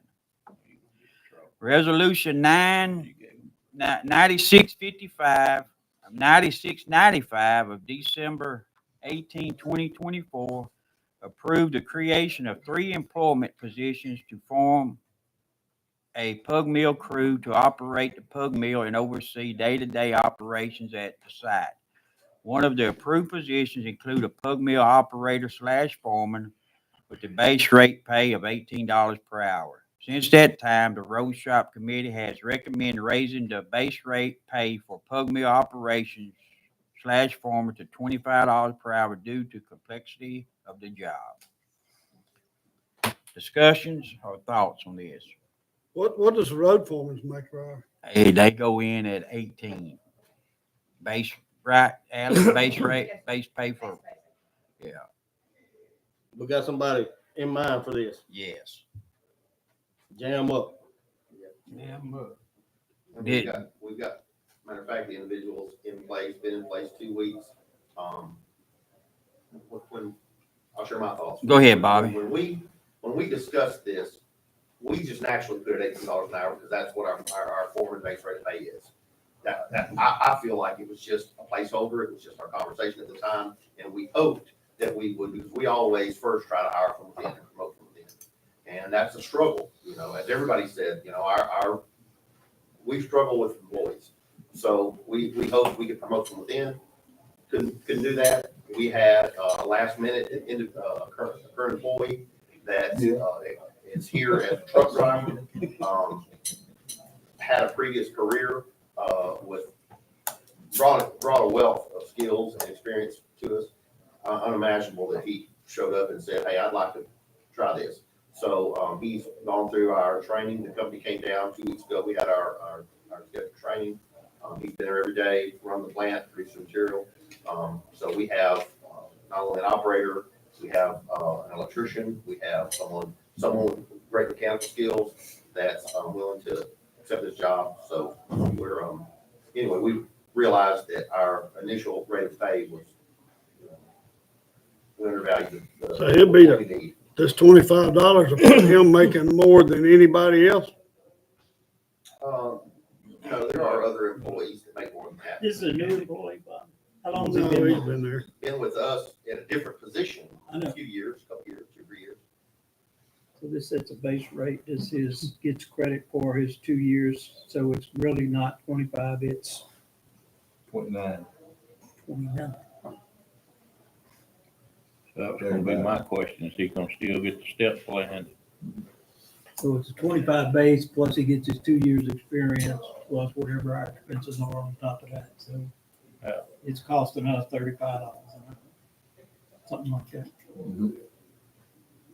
We've got a $500,000 operation going on out there. We can't put somebody that just wants to go sit there and operate it. We gotta have somebody that's smart enough to see when there's a fault. And this guy is. Did you get a price? There's a We maintenance. we just have to put a good hand in place over that operation. And I'll chime in on this. There's more to it than just sitting there putting sand in a hopper and let the oil spread. That's right. Every evening, this pug mill has to be cleaned out. There's a shutdown clean out process. There's a whole process in that. It has, I don't know how many grease elements on it you got to go, and it's something that's going to require maintenance to keep it. That the maintenance of that is going to determine the life of that machine forever. There's a control panel, and an individual has to produce, an individual stands there and operates different controls and monitors the speed of the belt, the speed of every motor. And the guy that's doing it there, I know he's going to do a good job for us. I know he will. Didn't you get some prices from some other? I did. That had pug mills? Not identical, but I want to see kind of what the market salary was for equivalent positions. I checked with some individuals. I'll check with Madden, and Madden's plant operator is $39 an hour base rate. Prairie, I'm sorry, Diamond Beef plant manager makes $49 an hour plus company truck plus many other benefits. But those are base rates of pay. I get we're a government agency, not the same, but that's the market. And he's gonna use his own personal This individual truck, will his bring tools and stuff. service his own personal service truck with his own tools. Offer that to us. We buy us gas, maintenance or whatever on his truck. No. I do think we ought to include in this, if we can, pay for a cell phone, he's out there, you know, that's his office. We do that on other form. I agree with that. If he prefers to, some don't. But then again, if he prefers to. You're talking about the $50. Yeah. Because then his personal phone will become part of the pub bill phone. We've invested a lot of money in this thing. Not to take care of it. Not just meaning that I personally know the guy, but this guy's gonna be the best person we could ever put on this thing, y'all. The best person that we have employed to put on it. Best person we have employed to put on it. So Exactly. he's very knowledgeable of electrical, machinery, everything. I'll make a motion. I'll second it. We've talked with our secretary treasurer and our administration on here to make sure we got approval of this. And we got a thumbs up, so let's go with it before he changes his mind. So I'm giving you a hard time, Bill. Well, I agree with y'all. I mean, we've got a lot of money there. All those elements have to be greased daily. It's got to be clean. We've got to have somebody we can depend on. And somebody that can troubleshoot it if it does go down. That's right. And he has the electrical background to do that. The only thing Can I'm probably gonna fix say it. is we've got, Mm-hmm. And can probably fix it. I'm telling y'all, he can fix it. It goes down. That's right. We've got to control our costs as much as we can. And so we got to watch fringe benefits and things like that. Because like I've told y'all before, our gross salary is over $5 million a year. We're spending a ton of money on salaries. But we've got that, and we're gonna benefit by this because we should save money on contracts. That's what we're betting on. Oh, you definitely are. Yep. Definitely gonna save it. So we're gonna get a good product. Hey, Bob, And at we some should point, get Pump Station Road done first. and at Combination some point should be in done first. time, Probably not. No. at some point in time, we should be able to get a cost per ton for this material. Absolutely. You know, 'cause we know what we put the oil in it now, and we know what kind of product, you know, the tonnage we get. So we should be able to put some figures together and just, because that's what I'm anxious to see is the difference of what it costs us to make than compared to buying it. And I bet you it's gonna be half. I'll tell you something under operations. Okay. Allie and I will be keeping an Excel spreadsheet with a running inventory value. And it'll be process costing. We'll have our direct material cost, and then we'll add in our indirect cost. And we'll carry our inventory at total cost, so we'll know how much it really costs. Right. Which will include salaries, repairs, fringe benefits, Oil, all that. oil's direct. The only problem with that, Bill, is we're not going to be able to justify the material that we're putting into dirt because you can't say it's free, but it basically is right now. We So don't have to estimate our cost of digging. what it would cost if we went and got it, yeah. No, what we're using to dig it. We're gonna have a track over at some point in time. We'll have a truck assigned, and we'll have to know how long that truck and driver was there. We won't need that for a long time, though. We're gonna have to have it forever. That mound they got piled up there now, it'll take them a while to run in. Anyway, okay, well, look, any other discussion on this item? Effective today. It's included. Okay, I need a motion on this. I'll make that motion. Motion by Bison, Second. second by Bruce. All in favor? All opposed? Thought we done that. And I would say to the rest of these jury members and We done anybody done it, else, Bill? Why you let me do it again? if y'all haven't went out there and looked at what's going on, you need I to thought go. maybe both changed. No, they didn't. On the new sales and these. There's a lot of Bruce, business Pump going Station will on. be after them two roads in Ward 1. Including $50 cell phone check. If that's what What do you think, Bill? On the cell phone check too. I just want to make sure it's in the record because Sharon's gonna need it in there. Yeah, she's gotta have it on the record. The only thing I was costing is, we've got to be careful with our fringes that we, because you know, keep our salaries down as low as we can. All righty. Moving on to item 24, approve abandonment of Clarcity Street, Jonas Street, Nicole Street, and Malcolm Street, located in Ward 4, District 17. The Road and Shop Committee met on July 11, 2025, and We need to add Malcolm Street with them. That's our amendment. Amendment to the, You said Malcolm, didn't yeah, He said Malcolm. we're gonna have to do,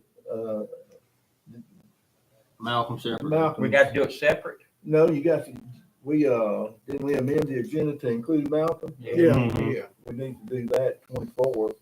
Didn't you say 24A to add Malcolm to it? I didn't just say 24A, but okay, we'll do 24A. I got you.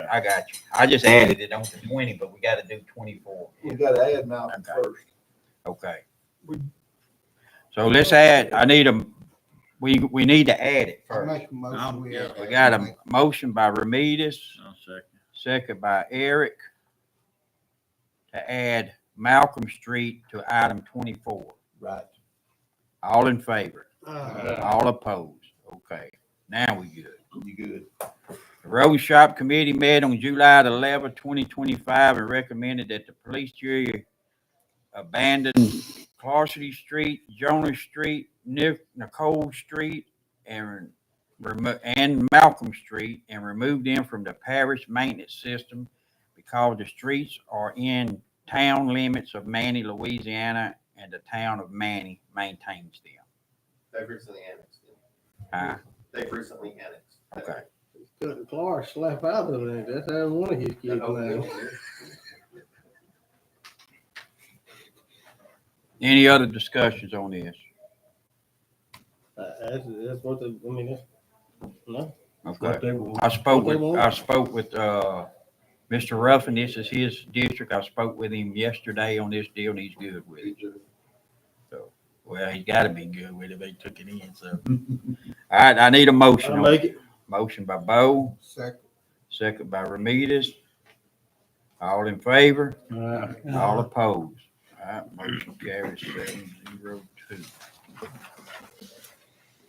right, item 25, consider accepting Farish Road into the Parish Maintenance System, Ward 2, Road District 16. Is this the road we discussed in Road and Shop? Yes. That's yours. That is mine. The only thing, You want it? that I'd like to say is, I failed to mention one thing in the road shop meeting. We talked about, there's a home on that road. There's also a business on that road, separate from the home. I failed to mention that. As on the lecture that day, I thought about it. And it meets all the requirements. It's okay with you, Barry? Except. Yeah, no, it is. And I apologize. I thought this was just, we were correcting the secretarial error as we've done several times, bringing roads in that just got missed in the survey. This one, I think, was in conjunction with Hall Road, which is right next to it. It's the same thing. I think they were working at one time, probably 5 or 6 years ago together, because it's such a short road. But I went out there and drove it with the attitude that I ain't putting anybody in a driveway, because I'm totally against that. It's not a driveway. It's a road. It goes down. When you get to the guy's house, he's got a mailbox out there. His driveway starts off of the road. So he can't go to Highway 473 and put up a gate because there's other landowners there that he would block off. So it's definitely not a driveway. So talking with Bobby, it meets all the requirements that we need. And I believe this should be taken into the system. I agree. So I'll make that motion. I'll second. But I got. Let me comment on that. Let me go back to our discussion in our Road and Shop meeting. Let me find it. We had concerns, Barry, and like I said, it's nothing personal. We had concerns on that road for number one, it don't even have a name. It does not. That's So, correct, and we're in the process of getting it So- named, so it's fair. so it's hard to accept, to me, it's hard to accept a road into our system that don't even have a name to it. So if, in my train of thought is that, well, then if it don't, it may be a private drive, I don't know. Well, we looked at the map of it, and it goes through company land and goes directly to this house. Well, over the years, we've tried to get roads brought in that, that were similar to this. Now, I'm not saying exact, but were similar, and we didn't bring them in.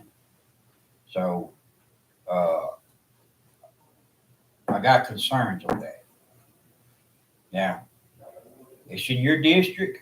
Hey, if you want to take it in, it ain't like you ain't got enough to maintain now. It's in your district, but I want to be careful on this. I don't want auditors to come in or anyone to come in and say, hey, no, y'all accepting private drives now. And that was a concern of Mr. Weatherford that pointed out to us too. It's So- listed as a 1/10 of a mile, but it's not that long. I think that's the lowest thing we listed at, so it's a very, very short road off of it. Actually, Har Road next to it is actually paved for a little while, so I don't know how that one got accepted, but it's exact same I don't thing. either. It's a Where one is little it? road and one driveway off Just of. past, get right there at the Hornbeck Fire Tower. Turns right and goes in there. My school bus, I turned around down there years and years. I mean, I drove it every day. Yeah. They graded the road. They graded that road up until about 5 or 6 years ago, because I quit going about 5 or 6 years ago. I mean, I talk to this guy all the time. I'm the one actually probably got this started.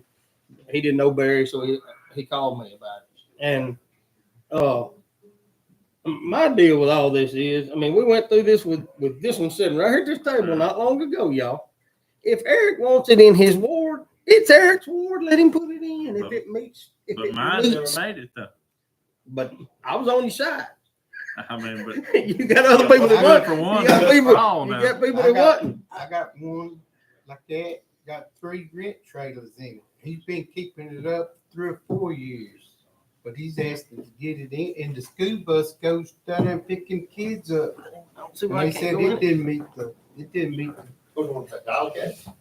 it's down there in Carson, right off Carson. He got 3 rent houses, kids go to school, The one school we- bus the one we goes looked at? down there. And I try to get it. and said- The one we looked at? Yeah, But he's going down through the school for it. But those two were different. Look, I don't want, those two were different because those were going through one tract of land. And that's a criteria y'all set. Yeah, I want to know which The one- criteria this road fails to meet as set by this board. It's What going criteria does it through meet? street Tell me. and Exactly. Tell me which criteria it doesn't Which meet. does It it or meets- does not meet? Which one it it doesn't doesn't meet. meet. It meets all of Bobby's requirements, and he went down the list and checked them. So how can you reject it, and what are you basing it on? It goes to Because one. one private landowner. No, it does not have one private landowner. It's got one residence. Your rules don't say that. Your rules don't say one resident. Your rules say One land. landowner. This is not one landowner. It crosses through timberland. There's several landowners there. Well, just one timberland. No. Well, I'm not sure. what about you? It goes through, I don't remember, warehouse or board, whoever it is. It goes through Well, I timberland. think it's warehouse. It goes through warehouse. And like I said, it's a short road. It You is. see it on the It's not map. very- It goes through right. warehouse and it goes to one house. I mean, one landowner. Let me say that, one landowner, Ran- you know. Multiple landowners on it. It's part. And all I want to do, I don't care. I know. But all I want to do is be careful on what we start Well, and I accepting want in because you're setting a standard there. to set the precedent, and I want And- everybody to operate under the same. I want to operate under the same rules Eric's operating. And in I his, don't think his is the same as this one. in His- his has more landowners than that. His had more landowners than that, but his. And it was When I actually saw a pictures road. of Eric, it looked like a deer trail. So there's no road there. This is a road. I mean, the bad part about this, y'all talk about the maintenance on the road. It's been maintained by the parish for forever. And that's got I ditches. think it's a clerical, I think it's a clerical error that I think they included it with Har.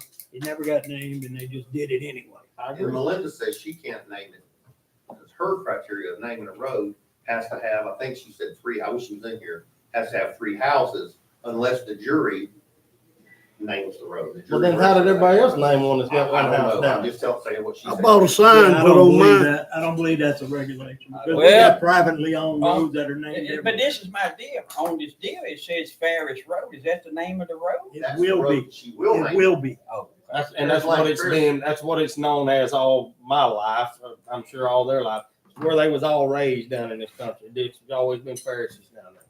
That's it. I mean, it's always, everybody knows, well, if you're from down that way, everybody knows Parish I'll Road. agree with the pleasure of the board, but I have a motion that we accept it.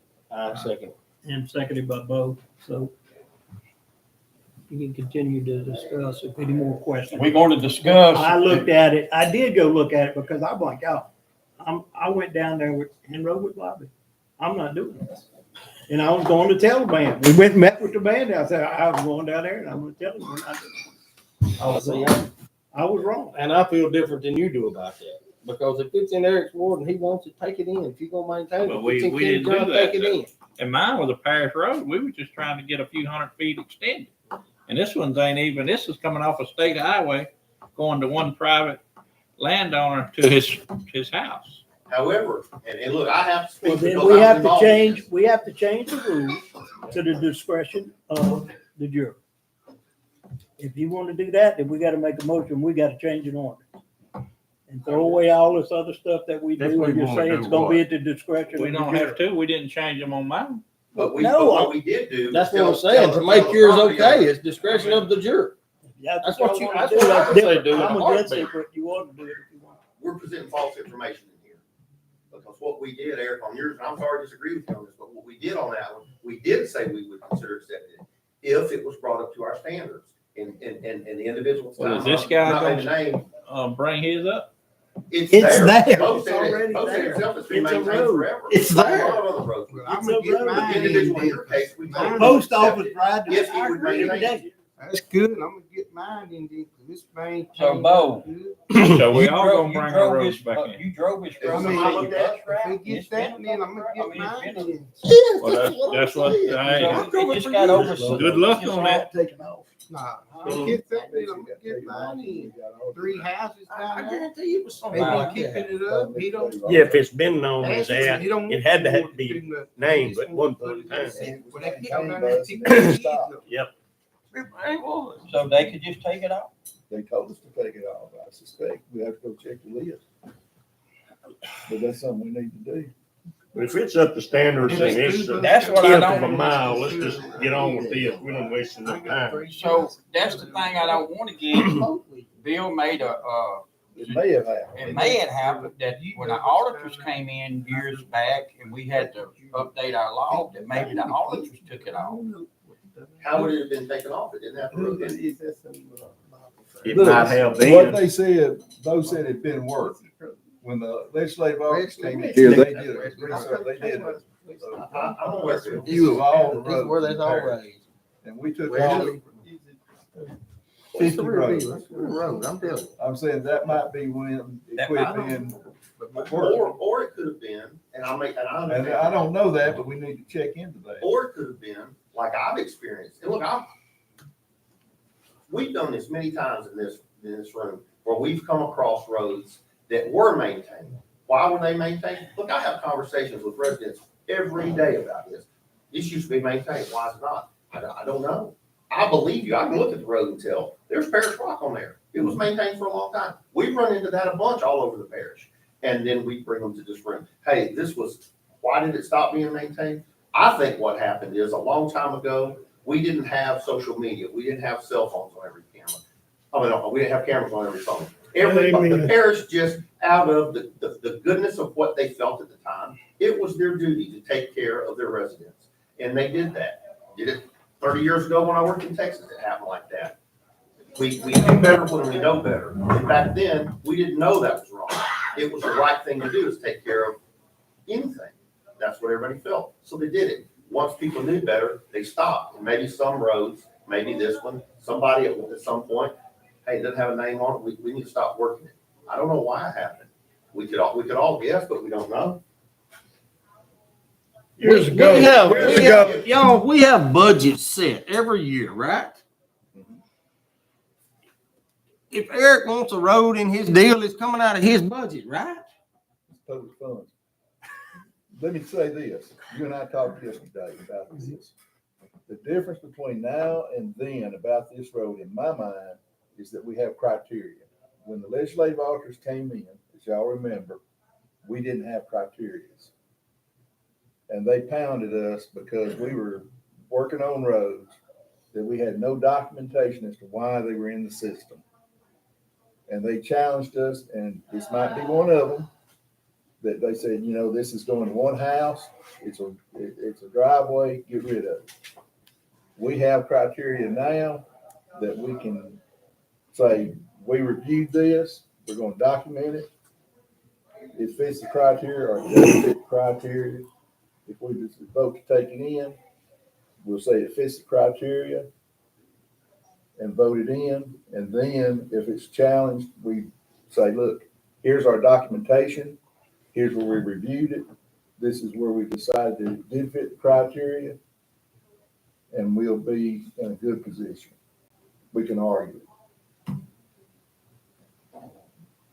That's the way I feel now. And how I feel right now is that what has happened here, this is my feeling. I work for all of y'all. I'm not trying to take sides on anything. But the night Bo called me, I said to Bo on the phone, man, I've looked at that already. I looked at that when I first came here. Hell no, that's not a parish road. So I went down there with that in mind. And then I realized when I got down there, maybe I've grown, maybe I've educated myself, maybe our policies that we've created gave me a leg to stand on. You know, it was not what I originally thought. Saw it different, that was my original thought looking at it. But I feel like what's happening is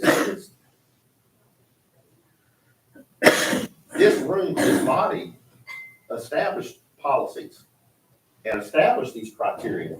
We approved that October, November of last year. Y'all approved it. Y'all approved it with some changes.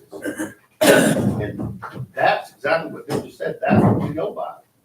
This room made that. It's not that, well, if he's gonna get it, I'm gonna get it. That's what determines, and the way y'all educated me on this, that's what determines what a parish road is. People ask me what's a parish road. Parish road is what y'all say it is. I go by this because that's what y'all given me to go by. Well, I just didn't want the auditors to come in here and say, hey, y'all done a private drive. That's what I Bill got. cleared that up. Well, they may do that. I mean, hey, I've got my doubts, y'all. I was in the road shop. Yeah, Bill was in it. So is there any way we could go back and look if that road was on that list before? I can go back and look. It's gonna take a little business. Because if it was on there and they advised us to take it off and we're putting it back on. But we have criteria now, Bill just said. So Barry made the motion. I seconded it. Let's vote on it. Y'all vote however you want to vote. I mean, let's vote on it. Move on.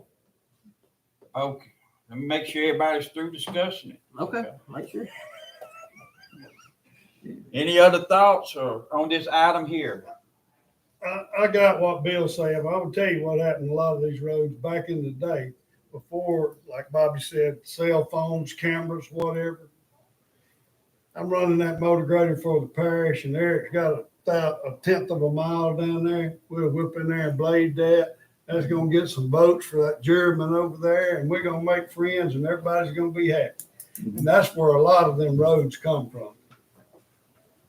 You know, they blade it, they put a load of rock on it. Now it's all monitored. I mean, GPS is on the grader, so you know where they're at. And they're not supposed to be doing that. But I think that's where, like this road, possibly somebody started keeping it up. I'll tell you what, I'm going to suggest that we table this till next meeting. Let me do some research and see what, if anything, happened. Because my biggest concern, Barry, is the road didn't have a name. If a road don't have a name, it's probably somebody's driveway. Well, he says it does. No, it don't. No, it does not. I mean, not a sign on it with that name, but It's been Ferris Road forever. yeah. It's been Ferris Road. Everybody knows where. Hootie, do you know where I'm talking about? Okay. Hootie from Zawali. Ain't no sign on it, but I mean, it's been. That's paraffin my, on that's it. my only one. That's what, Because whenever the auditors coming, they coming to see me and him. Sir, you wanted to say something? I was just, like I said, I've been in Texas for the last 40 years. And I don't know if they have this here, but like in Texas, they have road easements. Property owners pay to the center of the road on both sides. And it was up to the districts, which we had, road commissioners other than yours, and, we all paid taxes. I paid my property taxes, which included the land to the center of the road, wherever the easements were. So this land that you're talking about, I mean, is there a road easement? I mean, do y'all have road easements, or is it? If the road is not on the books, you're not collecting tax. I mean, the parish is not collecting maintenance funds for it, but it's not on the list. Only thing we get is we have a road law, and however many miles of road, we get some funding from the state for how many miles of roads that we have. Do you have a record of whether this road? This road is not on that list. You That's are what they correct. said. Property taxes are paid to the center of the road. There's not an official easement for this road. Right. But property taxes from all property owners. Yes. You pay for the road. Yes. Your property tax. If you're paying for that acreage. So, me, myself, and I don't see how nothing against nobody person, that's my only catch on it, is they don't have a name. And I would like for the board to let Bill look at this and just vote on it next month. That'd be it. I'll make that motion. I'll second. Is that, you good with that, Barry? Yeah. Okay, let's do that, to make sure we all covered. Yeah. I'm fine if it's rejected. It's not my road. Huh? I said, I'm fine if the board doesn't accept it, it doesn't meet the criteria, then I'm fine. Yeah. But it, But it does meet Road meets the criteria. criteria. That it I does. agree. I know it does. But it does, except the one thing that I'm, I understand. I understand. all right, let's table this one, guys, till next month.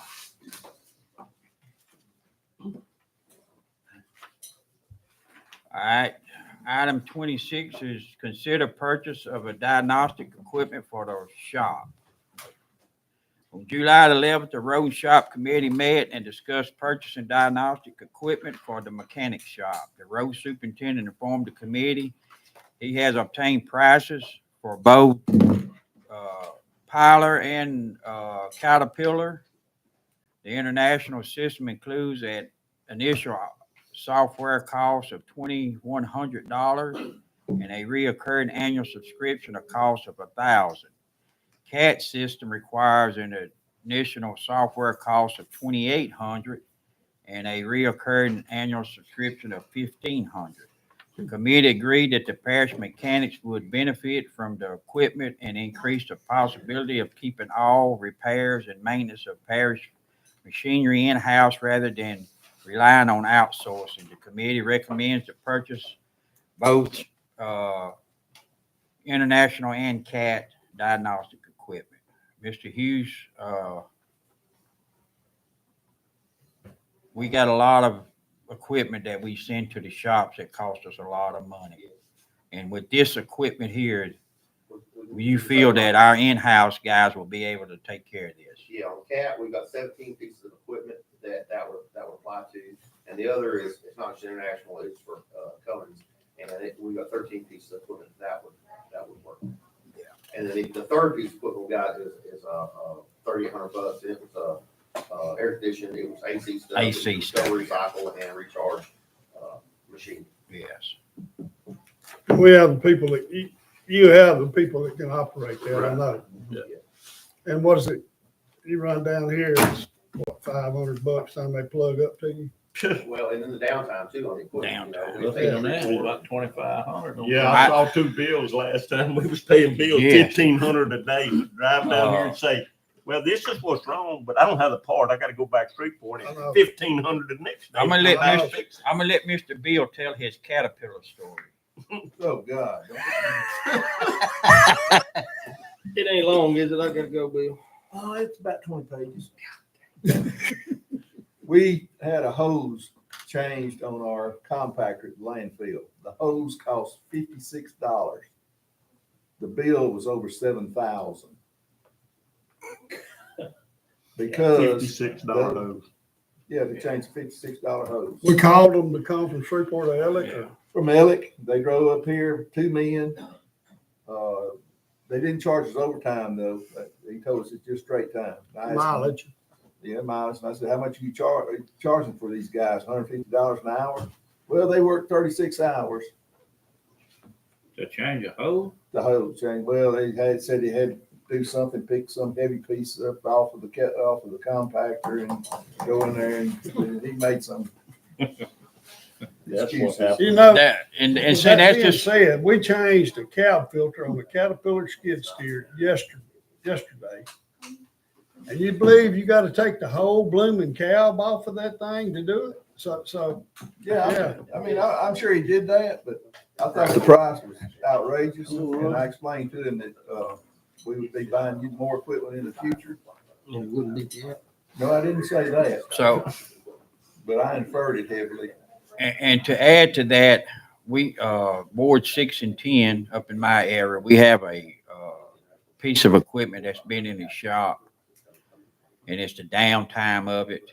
It's you at their mercy. They're gonna get to it whenever they get to it.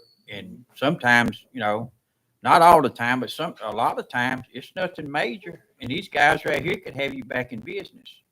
When you got I districts think we got some good mechanics. yeah, you got good Hold on. mechanics. So, And they're schooled already. yeah, they Mike can. back, Bob? Mike back? Okay. So what do we need to do? Make a motion? We need a motion on this. I'll make that motion. Got a motion by Bruce, Second. second by Bo. All in favor? You don't never say nothing. All opposed? All right, Bo. I make a motion with pay for bills. Got a motion by Bo, a second by Bison. All in favor? Aye. All opposed? All right, I make a motion on the sales tax. got a motion by Bo on the sales tax fund of 500,000. Second by Eric. Second by Eric. All in favor? All opposed? Okay. Committee reports. Ain't got none. I think we covered all our road and shop. I was just gonna say that, we have a new librarian, our librarian retired, and Miss Jody Cook is the new librarian. So just Jody information. Cook. Jody Cook. Okay. That's Stanley's daughter. Oh, Daughter-in-law. isn't it? Daughter-in-law. Yeah, something. I don't see nothing on our, road and shop that, We done beat it up. and then we covered everything on solid waste, Yes. pretty much that was. All pertinent stuff came up. Oh, on solid waste, Barry had some signs made up, to give our workers there. It's a signs that they should be up at all of them. I know the ones up at that those workers, the compactor workers, have the right to refuse to accept any loads. So he's giving those guys there that somebody comes in with something not supposed to be there, well, he has a right to refuse that load. So anyway. Also on solid waste, K-Wall knows what's happening out there because he goes regular. If y'all hadn't been out to the landfill, go look at the new sale. They're ahead of schedule on that, correct? We were looking at next year, but they seem to think they might get it done by this year, the end of the year, which is take some strain off us because that other one's getting filled up rapidly. Yes. I rode out there last week. They've got probably half of the liner it looked like put down. And of course, I was looking at the pug mills what I went for, but then I had to go see that big hole in the ground, and those guys are working their tail off. But the weather's been cooperating. These little rains have actually helped them some because they pack it off, and the dust situation's been good. And if you get a chance to go, take that first left right on the hills. A new road goes to the pug mill. I went this Check morning. it out. That's something that this whole board here is very proud of. I I think it's gonna pay off for us in the end. And I want to thank Mr. Hughes for his assistance on that road out there and getting everything. I know you got a lot of things to do throughout the parish, but you've done a good job on that for us. He did good on it also. Did meet requirements, we accepted it in? Yeah. All right, on item Rick? 30. Does it meet requirements? Did we accept that road in? Yeah, it's a dump. Oh, It's go. It's go say it all. It's Sabine Parish. Don't say dump, that's solid Man. waste. Yeah, come on, Ken John, get it right. Item 30, operations, you had herbicides. Just want to let everybody know that we finished our herbicide application for the parish. Everybody, I know, I just made myself a note this year to let everybody know when we're done, so you can start noticing, some of the kill. The company that did it, they've been doing it for a few years, and made a statement to me that and I've had a few people make this comment that we don't just go out there and just bare ground kill everything. We kind of selectively kill, and we want good grasses to come back. So you'll start seeing, if you notice, that we have some good grasses starting to come back. So we see some results from our years of doing a desirable herbicide application. In my district, I mean, it looks good. Yeah, Carter Ferry was real good. Everybody knows I go down quite a bit. That everybody knows we started producing oil sand. We've got some stockpiled that was kind of our first day was getting our flow rate right on our oil. We produced some not so desirable mix. We have a good pile of that. Our second day, got a lot of rain. We produced some still undesirable mix, but it's better. We've got some material there. I found a juror who's absent today who has a road that he would like that material laid on. So he said it's better than what he's got. It's going to kill some dust. So tomorrow we're going to lay some of that The material. material don't look that bad. It I mean, just to drive up there and look at it. Yeah, it doesn't, go put your hand and feel it. It doesn't feel great. That But first batch was it was Pretty pretty thin. rough. They can have it. Yeah. Does it So- crawl? I'm sorry. Does it crawl when you fool with it? Like, The last batch is they No, it runs. It they don't get- crawl. It they- runs. They getting it to where it'll move a little bit. Yeah.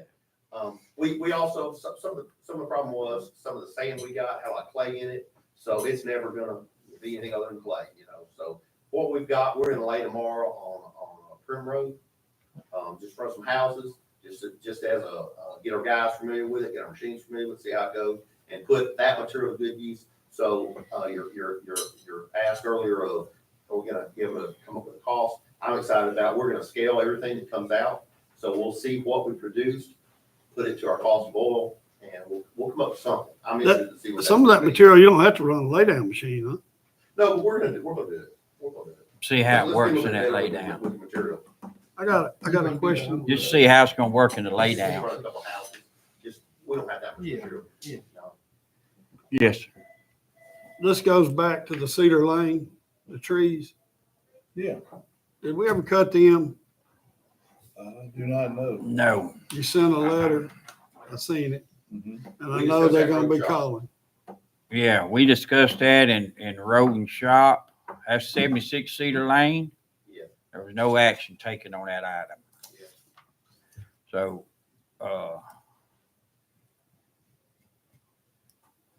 I'm trying to think of what it was. It's dead trees.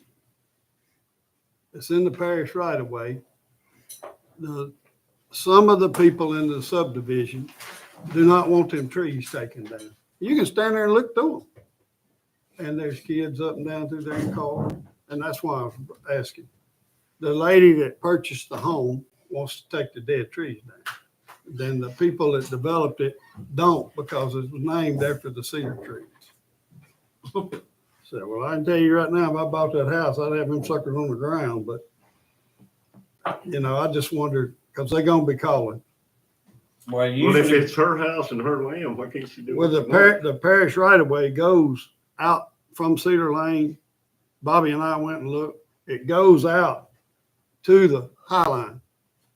tell her to cut 'em. Well, But it's on the parish right Objection away. to anybody cutting a dead tree in our right of way. falls in the road. We're not. Right. Cut it. Because, and I'll say this, there's dead trees all in our districts. And I know in mine, there's some. And you know, your budget only allows you to do so much, and I'm not gonna get in the tree cutting business, because you're looking at $2,000, $2,500 a pop every time you cut one. So, I mean, to me personally, I don't know where you're talking about, but It's if, down by the high school. but if the people wanna cut them, didn't you say one was already cut? They started cutting them. Yeah. And Woodhaven? Cedar Lane. Cedar Lane. I mean, if Imagine it's in that. front of their And there's house, cedar trees. they wanna cut them, let them cut them, That's. me personally. Bruce, what's But what- specifically asking, that you want the parish to cut the tree? No, I just wondered, well, the email said that the parish would cut them. The email, So- which email? The email, what email? The bill sent. But Bill didn't, that's not how I read it. Maybe, I don't know, I ain't got it with me. I just, sent an email to Bobby and asked him to go look at it because. We did go look at it. So. No, the email that came from Bill to me was after you and I looked at it. I think you called Bill asking about it, asked Bill to tell me to cut it. That's how I feel. I feel like I'm kind of getting in the middle of this. No, I'm not trying to get nobody in the middle. I just wondered when they start calling. Tell her to cut. Tell her to cut Two it. things they could do, either cut it, or when it falls, we'll go clean it. If it hits the We'll road, clean it if up. it hits your yard, then. Well, It's- they have to They get call- somebody to do it because they gotta bring them down from the top. They You got call- the High Line right here, Cedar Lane right here. Got You know. tree, but I told them we- What is it, about 30 feet? We're not- I think it was.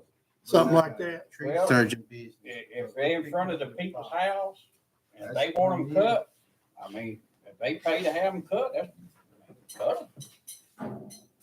I mean, you know, and the people that live down the street down there, well, I mean, they shouldn't have no say so, because it's not in front of their property or. But see, they had an ordinance about it and then they didn't keep it up years So ago. It's one of them, They got a That's a HOA. community. And if But that's they don't ran have out, that. that's, they in trouble.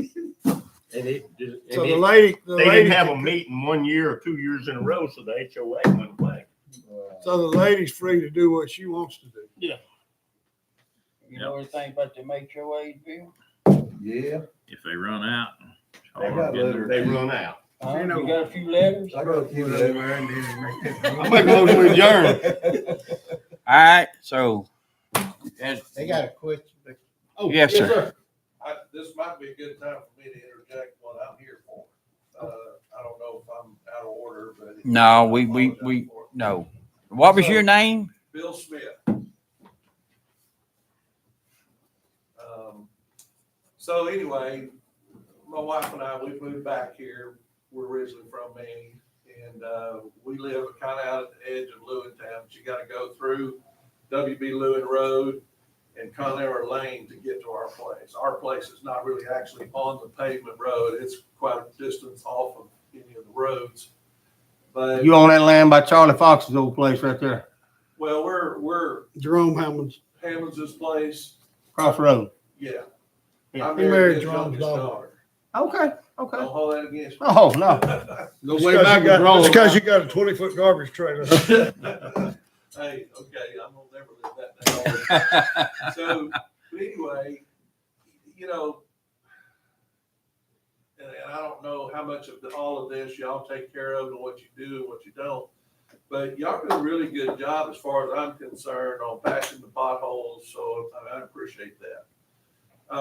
But what I'm here for is I don't know who takes care of the trees and the brush on the side of the road. You know, we have a very narrow blacktop road, and we've got bushes from the fences that are actually growing into the road.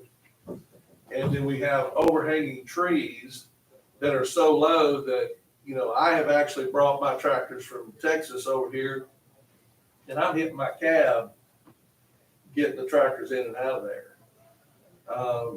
We have low-lying power lines or cable lines. I don't even know if they're abandoned lines. They might be an abandoned line that are hanging well below 13 feet.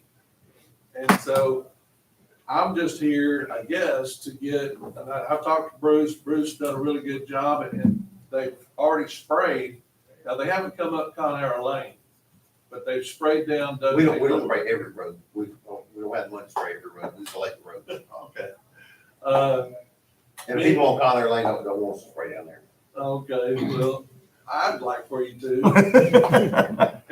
Sometime. But no, I'm just here to see, how would we go about, because it would take quite a bit of work to trim some of those low hanging trees. They're big trees. Have you been down it, Bob? I have. Bruce looked at it. We've talked 2 or 3 times, since like maybe 4 times. Bruce, will a mower max do No, what he needs, or are they too big? Well, some of the tree limbs is over the road. It's a canopy. not Yeah. only that. The mower max can get a lot of that low stuff that's reaching out. And power lines, I'll tell you how I done it. I loaded that hay up as high as I could load it, and when I come out the other end, they was following me. Well, I've been supposed to go in there and cut that hay at Charlie Fox's place, and my hay cutter ain't gonna go in there all the line. So I agree with you. I think somebody's already snagged a couple of places because the support wires are already frayed and hanging They're down. too low. And, it's got me where I can't bring my tractor in if I want, I don't leave them here all the time, but I do bring them in when I need to do something, and I take them back out. But that mower max can hit the sides. I mean, Get the get the sides, sides but they ain't gonna hanging get down the them road. big But then- Here's the thing about that. We've gone down there. We've struggled with that. We went down there last year and struggled with it. Is that that's a big machine, and that's very narrow roads. And once he gets stretched out and he gets to cutting, here comes somebody behind him. He's got to rack up. He's got to go down the road and find him a place to pull over, just let somebody go around. And then people stop and they fuss because the houses are so close to the road. There's not much right of way that and that machine is there, and it's not it doesn't finesse. It slings debris, and then we sling debris in people's yard. Get the hell out of here. They don't want us. They don't want us there. So we're damned if we do and damned if we don't. And then there's a lot of trees that originate in somebody's yard, and they grow out in the road, and they don't want us to cut that. What would have to happen in there? We could probably go down there and improve it 10%, but that's not what you want. And would have to be hiring a company to go down there and trim that road. We don't have funds for that. We don't do that. And if we did that, there's 50 other roads. We do the same thing on. I think most of the people that have the yards and stuff, I think for the most part, they keep the brush cut. But there's a lot of stretches, like you say, that the brush is in the road on both sides. And I understand it would be hard and people would have to deal with it, but we've already had to deal with, culvert problems and some other issues. It just, in my opinion, in order to make it better, you just have to be a little uncomfortable for a few days. Right.